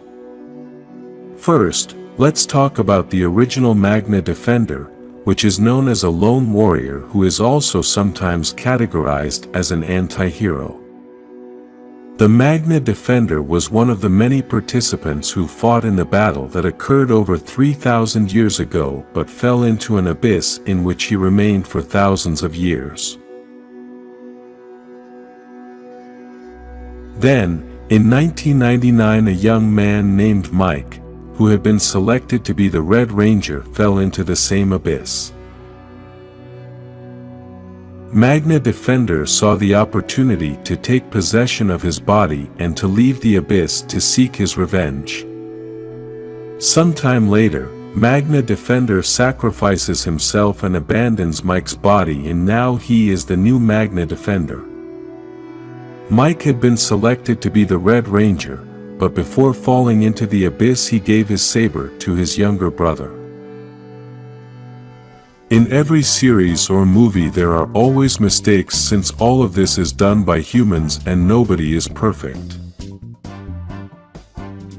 In this video we will mention some of these mistakes, which are visual, script and production mistakes. Number 7. The freezing of Zaido. The story of Power Rangers Dino Fury begins 65 million years ago with the Sporix beasts. After the Morphin Masters created the Power Rangers by uniting them with the power of the dinosaurs, the Rangers were able to lock the Sporix underground. After this, Zaido was frozen so that Solan could wake him up when there was a dangerous situation. We understand that Power Rangers stories are full of fantasy, but I think this story has too much of it. In movies we always talk about freezing chambers, but I think this is the first time a body has lasted 65 million years frozen. Besides this, at that time on Earth there wasn't the technology to create this kind of thing. Still, let's assume that the Rangers managed to have the technology to accomplish all of this, so what did Solan do for 65 million years? This must have been a very boring life, and even though we know that Solan is basically a robot, still, it's unlikely that a robot would last that many years functioning. Number 6. Serpentera in Forever Red. In the anniversary episode number 10 we can see Serpentera, Lord Zedd's giant Megazord. This Megazord first appeared in Mighty Morphin and its size was gigantic.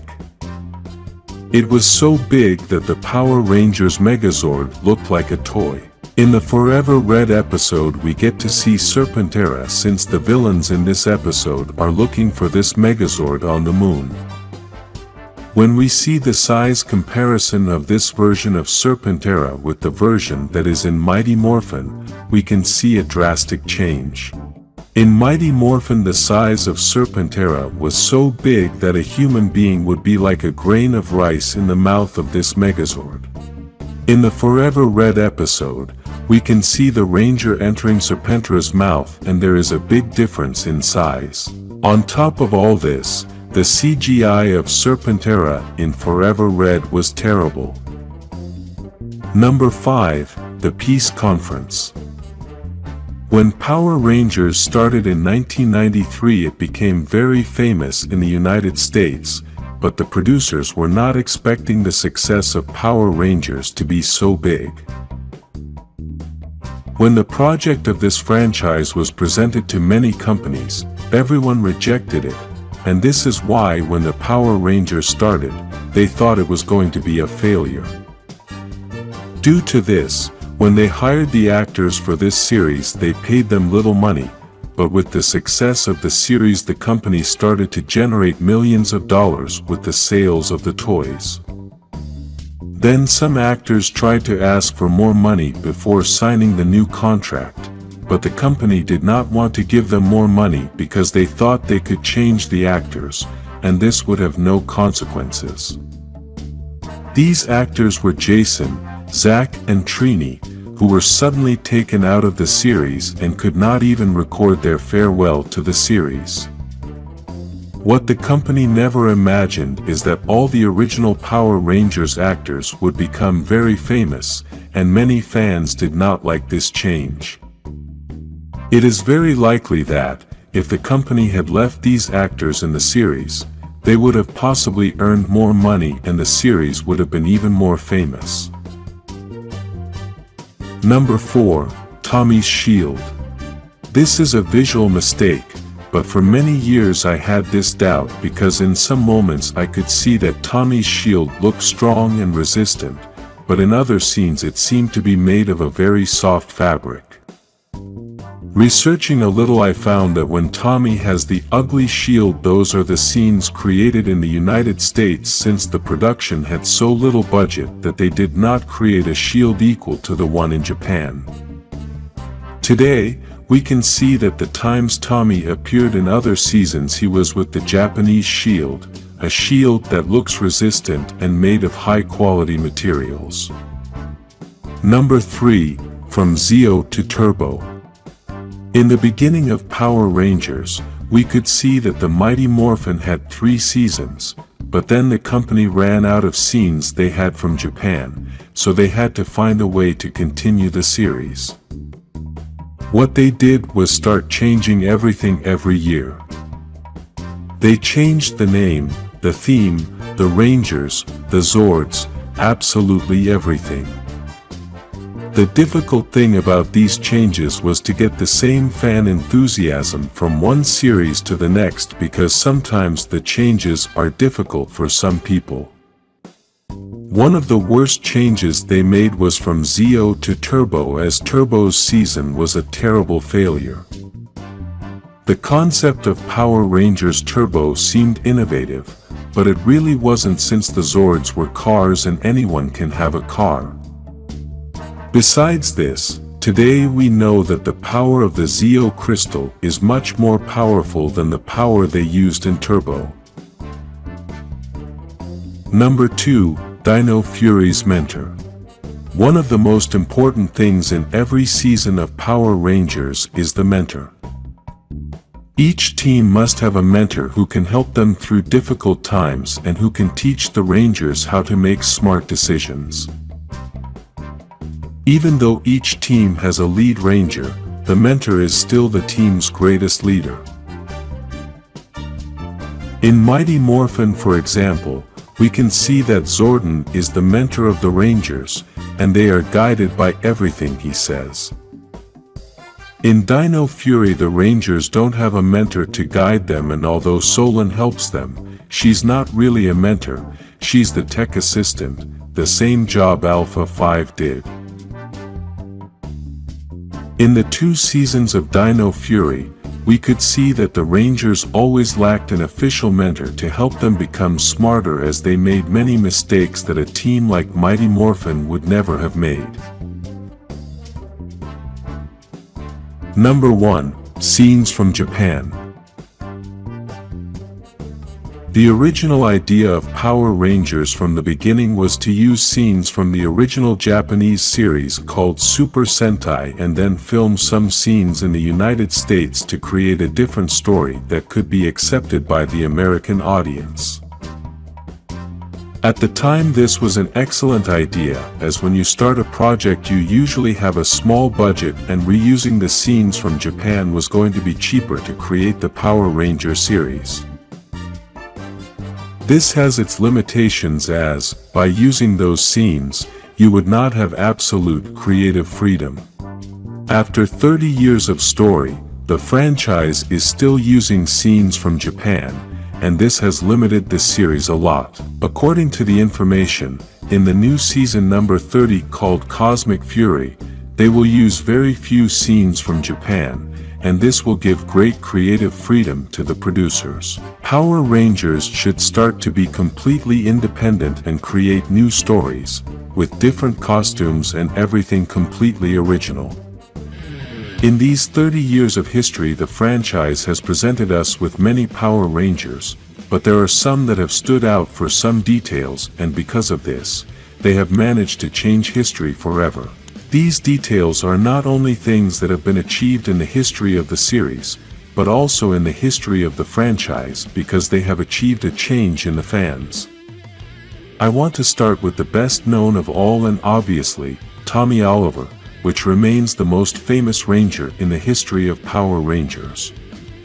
This character was the first evil Ranger, and so far, he is the longest continuously leading Ranger. His leadership began as the White Ranger in the 2nd season of Mighty Morphin and ended in episode number 19 of the Turbo season, which gives us a total of 138 episodes. Obviously, this is not counting the 10 episodes of Alien Rangers, since that season is considered part of season 3 and is named as a mini-series within the original series. Another record that this character has is that he has appeared in 8 different seasons and is the Ranger who has appeared in the most episodes, surpassing 235 episodes. Besides this, he is also the Ranger with more color changes, since he has used green, white, red twice, and black, which was his last color. He has been the first in several things, such as being the first Ranger to become a mentor, the first Green Ranger, the first White Ranger, the first Ranger to use red in 2 different teams, and the first leader of a team that was not red, although later he started to use it. All these records are incredible, but the best thing that Tommy Oliver has is the confidence that he provokes in people, since everyone wants to follow him, and because of this, he has become the legendary Ranger. The next Ranger in this list is Kendrix Morgan, the Pink Ranger from Power Rangers Lost Galaxy, and the Ranger who gave her life to save everyone. All Rangers risk their lives constantly, but Kendrix decided to sacrifice herself in order to save everyone, and this is one of the most impressive things a Ranger has done in the entire history of the franchise. This character is so important that Hasbro recently released his new action figure, even though Lost Galaxy products are not the best sellers. Many mention Kendrix in their list as one of the favorite Rangers, and her personality won the hearts of fans. After the death of this Ranger, the story changed so much that the power was given to Coroni, who was a villain and is also Andra's sister. Speaking of Andras, this Ranger is next on the list and was the Red Ranger of the In Space season. This Ranger made history because of his bravery, his leadership, and all his Ranger skills. Obviously, What made this ranger change history was the destruction of Zordon, because even though it seems like an easy thing to do, it really isn't, since Zordon has always been like a father to all the Rangers, and this was basically like having to destroy a beloved family member. All of us fans know about this event, and it has marked a before and after in the history of the franchise. Even in the last season they mentioned this event, since Zordon's shockwave has been something that marked the life of the whole universe, including the villains. Even though Zordon is the protagonist of this event, that would not have been achieved without Andrus, since he was the one who had the courage to break the tube and save the universe. Andrus' influence on Power Rangers fans is so great that we can say that he may be one of the most famous Red Rangers in history, and his weapon is one of the most loved by fans. The next Ranger is Amelia, the first Red Ranger to be for a full season, and we must emphasize this as many fans still do not understand this concept. There have been other leading female Rangers for a full season, but none are Red. We have also had Red female Rangers who have also been leaders, but not for a full season. So, Amelia has been the first female Ranger to be a leader for a full season using the color red. I hope you have understood this and are not writing the wrong things in the comments. We should give credit to this Ranger, as she started out as the first Pink Ranger we saw in her season and ended up being a Red Ranger leading her team. Opinions are divided, but I loved Amelia's participation as a Red Ranger, and I think she did an excellent job delivering blows with that hammer.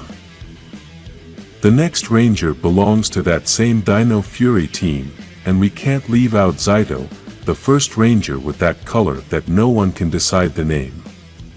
This Ranger is possibly the first Ranger in the history of the Power Rangers universe, since for now, no one knows if the Rangers started before this event when the Morphin Masters gave the power to Zaido and his team. This also makes him the first Red Ranger and team leader in the entire history of the Power Rangers timeline. Let's remember that I'm not talking about our actual timeline, since obviously the first Ranger we saw in 1993 was Jason, but I'm talking about the Power Rangers universe timeline.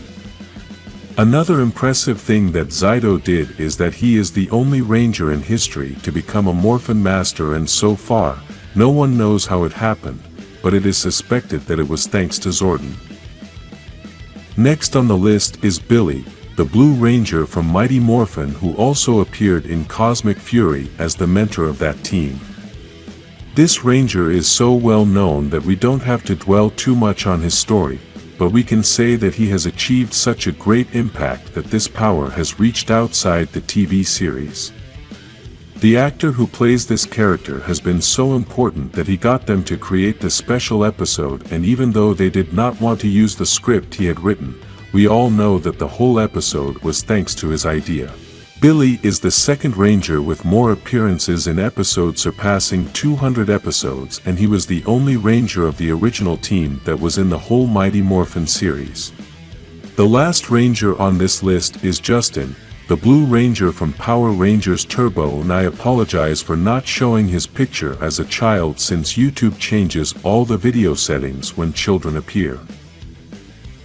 The reality is that this Ranger started in the Turbo movie to replace Rocky, who had hurt his back and could no longer help his team.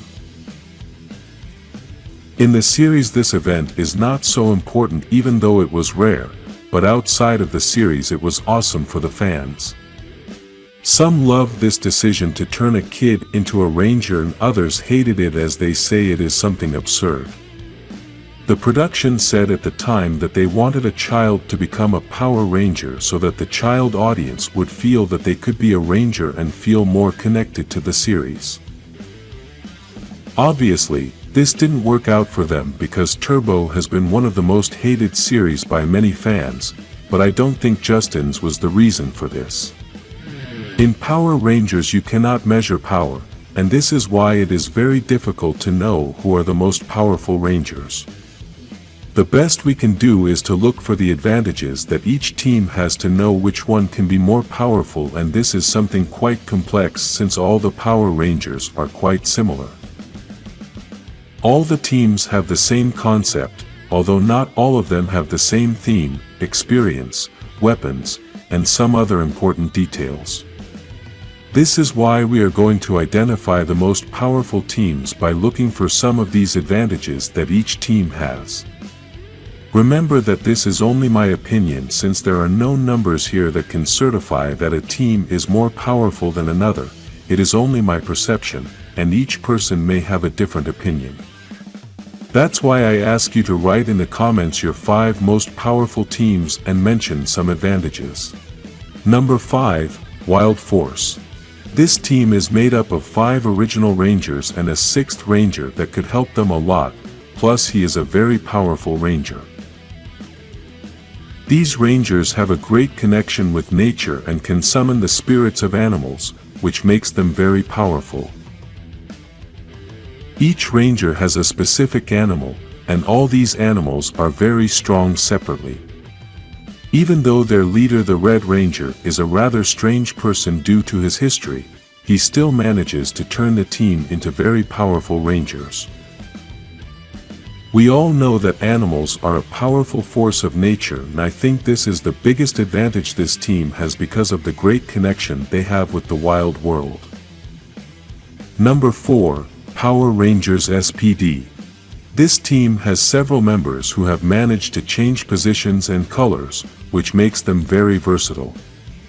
You also must understand that these Rangers are from 2025, and in the timeline of the series this is a very advanced year, although in our reality there is not really that much technology yet. Each of these Rangers have different abilities, which gives each member an advantage separately, and when they team up then they have an even greater advantage. In this era the Rangers have great technology and can use this to finish off many powerful enemies. Another thing I like about this team is that they have great police training, and this can be a big advantage over other Ranger teams, as almost always all Rangers start out without any serious training. The mentor of these Rangers is also a very powerful member of the team and is most powerful when he manages to transform into a Ranger. This team has faced incredible villains, and despite this they have managed to defeat them all. Something important that this team has is that one of its members comes from the future, the Omega Ranger, which has spectacular abilities and could be one of the greatest advantages for the SPD team. Number 3, Time Force. This team comes from the year 3000, which makes them the team with the best technology, and this is the biggest advantage they can have over any other team. They have managed to travel through different moments in time and have had to face very powerful enemies. It is even said that the main enemy of this season is the most powerful villain of all time, and regardless of the outcome of that battle, the Time Force Rangers deserve everyone's respect for having faced this villain. Each member of this team is very important, but we must highlight their leader, the Pink Ranger, and also the Red Ranger.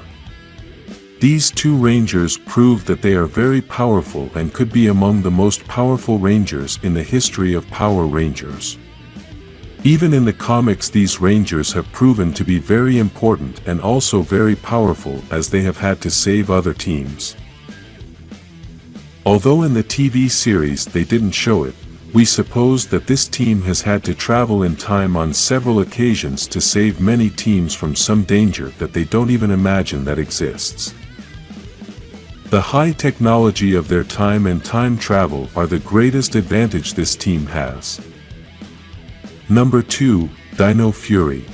I know that many will be surprised that I have chosen this team, as it is the most recent team, and sometimes many think that only the older teams are very powerful.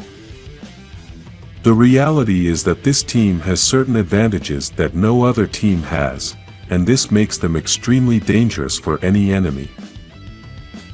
The first thing is that within this team there are two very old Rangers, which could know the power from a long time ago and could defeat all the enemies of their time. The Red Ranger and the Gold Ranger were able to defeat all the monsters and managed to survive all the destruction at that time. In addition to this team managed to obtain two different powers, since in the first two seasons they had the power of the dinosaurs connected to the statues, and then they obtained the orbs that connected them in another way to the power. Along with the new power, they also managed to find other Zords, which are a legend due to their power and versatility. These Rangers have faced many powerful enemies and have something else that no team has ever had. They have managed to have the closest connection that no one has ever had with the Morphin Masters, and this has helped them in the most difficult moments, in addition to obtaining two very powerful weapons. Lastly, the leader of this team became a Morphin Master, and the new leader of the team was also amazing at all times. Number 1, Mighty Morphin. Even though it seems obvious to choose this team because of their fame, the reality is that I'm not putting them first because of that, and I'm going to mention all their advantages. Honestly, I had to think whether they were the second or the first team, since the Dino Fury have incredible advantages, but the Mighty Morphin has something more important. The best advantage this team has is experience, and this is something that no Morphin Master can give you, since you must live through a lot of things to get this. The Mighty Morphin fought many powerful monsters and villains. They even managed to defeat Lord Zed many times. Lord Zed has always been a very powerful villain who has destroyed Zords, and many villains are afraid of him. The Mighty Morphins have had to face this villain and a villain like Rita Repulsa, who is also a very powerful sorceress. One great advantage this team has is that all its members have been leaders at some point, as Jason was the first leader, Tommy was the second, Zack and Billy were the leaders in the special episode, Trini is the current leader of the Omega Rangers, and Kimberly is a leader of another team when she became a Ranger Slayer. In addition to this, Tommy is known as the legendary Ranger and possibly the most powerful Ranger of all time, so this takes this team to another level. Another great advantage of this team is that their mentor Zordon is one of the wisest beings in the universe, besides being a warrior feared by all villains, and has been the one who has guided this team for many years. Power Rangers costumes are important, and this is a combination of the costume and the helmet, as both have different characteristics that make them unique. Even on this channel we had to make two separate videos in order to define the best helmets and the best costumes among all the teams. Today's top is a little different, as we are going to look for the Rangers separately that have the best suits, but this will also include their helmet, shield, and all the details that have their image in general. In the other videos we could not include many special Rangers because many of them do not have the same costume as the rest of the team, and that is why in this video, we will talk about the Rangers separately, although there are costumes that the whole team has. Number 10, Magna Defender. This special Ranger has the most different costume in the whole franchise, since it doesn't look like anything we've seen before, and all his clothes doesn't look like a Ranger's but like a medieval knight. This is one of the few costumes in which the helmet combines perfectly with the rest, and, if we put them separately, we could quickly identify that the helmet is from that particular costume. His horns give him a more aggressive and menacing style to let his enemies know to be afraid of him. Even when you look at this Ranger you might get confused and not know if he is a hero or a villain. On his chest he has that hexagon that makes him look like a mystical being, and because his costume looks medieval, then this combination between the past and the future makes him look magical. Number 9, Megaforce Team. As I said before, sometimes the entire team has the same costume, and the helmets are so similar that we can't choose a specific Ranger only. In the case of Megaforce, all the colors look great with this style of suit and helmet, so I decided to include the whole team in the list. The suit that I like is the Megaforce 1, the one with white pants, and because of this color combination the Rangers stand out a lot. In this combination we can see the white color, the black color in some areas, the gold color in almost all the details, and the specific color of each Ranger.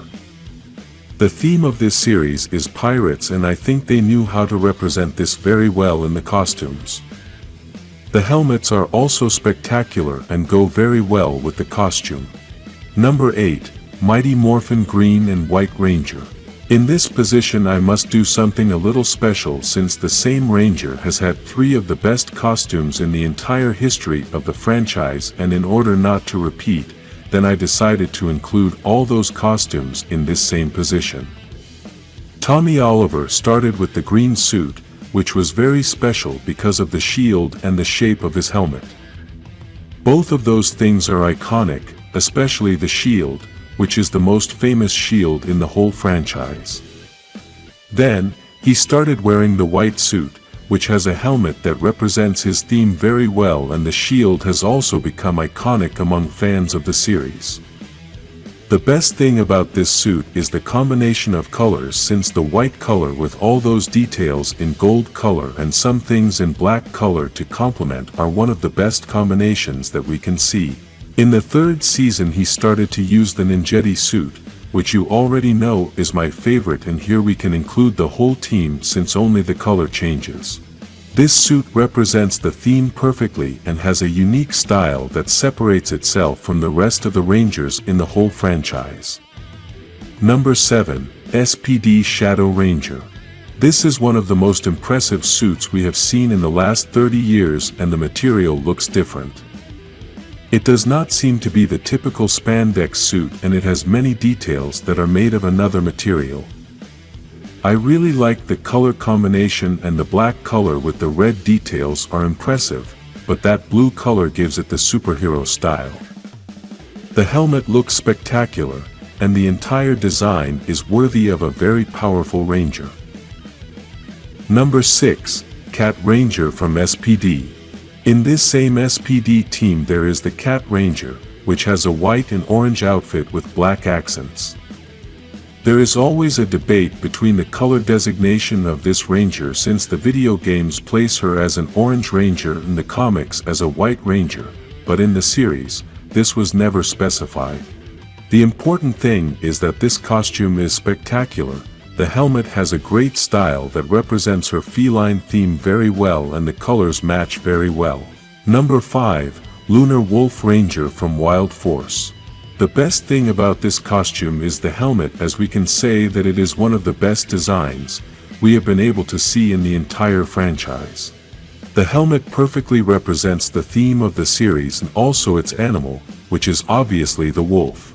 That silver color represents the colors that wolves normally have, and the entire costume design is also spectacular. Number 4, White Ranger from Wild Force. This Ranger's helmet is also one of the best Power Rangers helmets out there, and I'm sure every fan has it on their list of best helmets. The color scheme is spectacular, as she is a white Ranger but has pink accents that give that feminine style to the entire design. The helmet perfectly represents the theme of the series, and you can clearly see the design of her animal. The gold color has always combined perfectly with the white color, so this Ranger has one of the best combinations and designs in the whole franchise.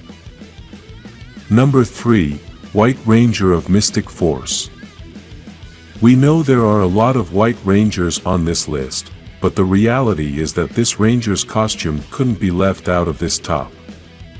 From the first moment you look at this Ranger you can tell that she represents a mystic being, and you can easily recognize that she must have a lot of power or a special power. The helmet of this Ranger is full of mystery, but being a white-colored suit, it inspires you enough confidence to have peace. The shield of this costume is very original, and the snowflake symbol on the helmet gives us some detail of her powers. Number 2, Zeo's Gold Ranger. In this case I don't care which Ranger used this costume, the important thing is that the whole costume is spectacular, and we must accept that it must be among the best costumes in every fan's list. The color scheme is simple, black with gold details, and that gold color is quite shiny. The design of his shield is one of my favorites as it perfectly represents the theme of this season, and the gold knee pads is something quite original. This Ranger's helmet has also been very iconic in the franchise, and for all these reasons this costume is one of the best we've seen. Number 1. Dino Thunder's White Ranger. From the first time I saw this costume I couldn't believe how awesome and stunning this costume is, and there's no way anyone can say that it's not one of the best costumes in the entire history of Power Rangers. The entire design makes him look like a super powerful and wild ranger, plus the color scheme is perfect. It may seem a bit simple since it only has white, black, gold, and red, but the impressive thing about the combinations is knowing how to put the colors in the right places. The red helmet visor makes him look very menacing, and obviously we must remember that this ranger started out as a villain, so the suit is perfect for being an evil ranger as well. The shield matches perfectly with the entire costume, and I like that the white color is from the helmet to his boots without interruption. The best thing about this costume is all those spikes that represent dinosaur teeth, and the most amazing thing is that they are all over the costume. There are so many options and so many spectacular costumes, that's why this list was so hard to make. Superhero weapons are one of the most important things, and in fantasy universes these weapons are not normal. They are exotic weapons that have a great visual impact, and their powers are spectacular. Previously, we had already made a list of the most powerful weapons, so this video is not about the most powerful weapons, but about the most spectacular weapons, judging it in another way. The weapons that I am going to include on this list are those that make me want to have them because of how spectacular they look and how powerful they can seem. In this list I'm not going to put them in order, so I'm just going to mention the 10 weapons I like the most from the entire history of Power Rangers. Number 10. Golden Power Staff from Zeo's Gold Ranger. This weapon, besides being very powerful, has a very original design that combines very well with the ranger who carries it. The gold color highlights the most important parts of the weapon, and the thing I like most is its size because it can be easy to carry. At the top it has that red sphere that makes us think that it is a magical object, and the symbol that has above gives the Egyptian style that the season has. The part where it is held also has the same style, and the most special thing about it is that the top part opens to be able to throw the power. Number 9. Hydro Bow of the Blue Ranger of Samurai. This bow is very different from any bow we have seen, and it does not have the normal parts that any other bow can have.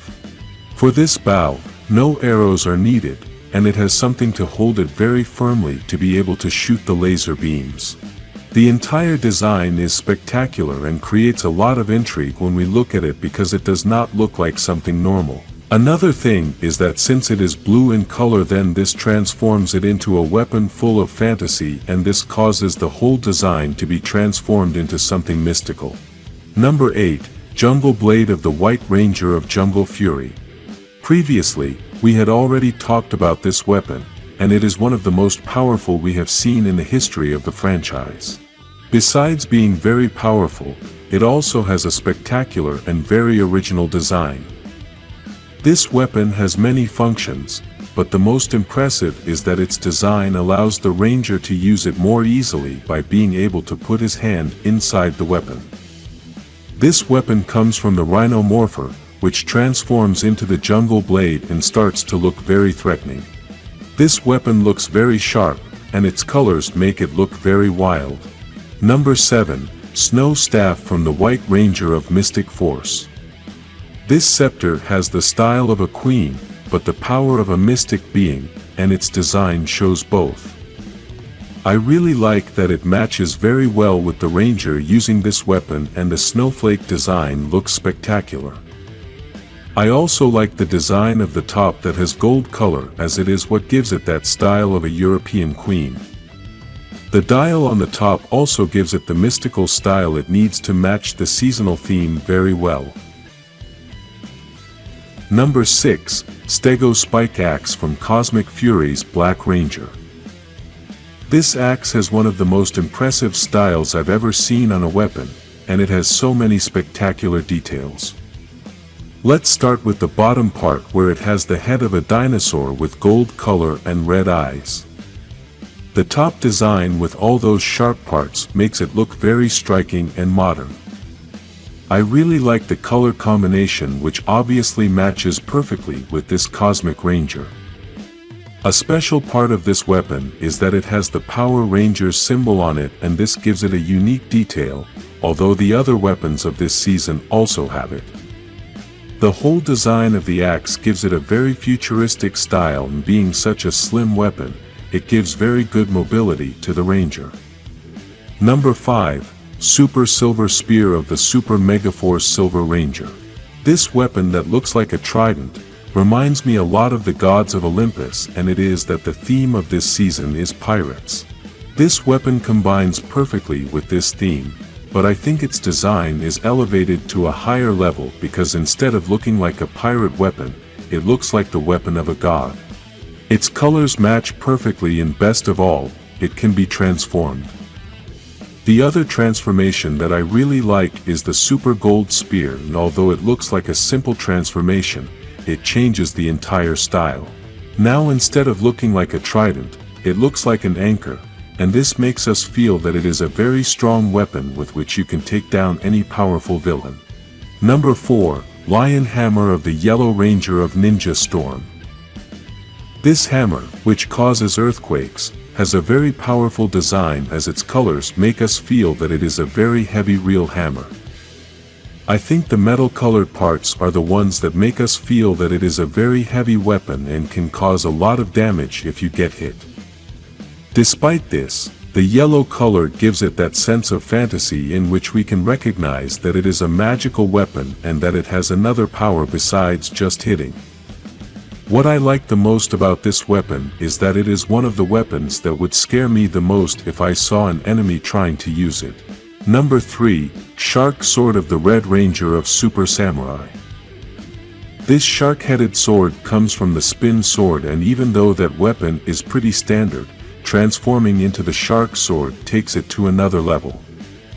From the first time I saw this weapon in action, I was impressed, and its design is super wild. The shark head makes it look very menacing, and its colors help a lot in this. The shark teeth on this sword are something that makes a big impact, as it is something you don't want to encounter in a battle. This sword has such a spectacular design that it has become one of the most famous weapons in the entire history of the franchise. Number 2. Saba of the Mighty Morphin White Ranger. Saba is the sword that has the best design among all the Power Rangers swords, and the addition of the tiger's head was something very original. Obviously, this head has a purpose, and that is that this sword is a living being. If this sword had no life, even so, having that tiger head makes it look spectacular. In addition to this, this tiger head also has a protective helmet in gold color, and that is what gives it a unique style. I really like that the White Ranger symbol is part of this sword, and I also like that its blade is short, so it doesn't cover the entire sword. Saba is possibly the most famous weapon in the entire franchise, and this is for obvious reasons. Number 1. Ankilo Hammer from the Red Ranger of Cosmic Fury. From the first day I saw this hammer, I wanted to have it, and this is what I look for every weapon on this list to provoke. When a weapon makes you want to own it, then its design is so inspiring that you feel the need for it to be part of your collection. This hammer is one of the best weapons ever built in the history of Power Rangers, and I'm so happy they did it this season because it proves that Power Rangers production can create excellent weapons. The entire design makes us feel all the power that this hammer has, and even before the series premiered, we could already know that this hammer was going to cause a lot of damage. The red color makes it look like an explosive weapon, and being a hammer, then this combination makes us understand that it has a lot of energy. What I like the most are all the little details it has and the way they manage to mix both colors.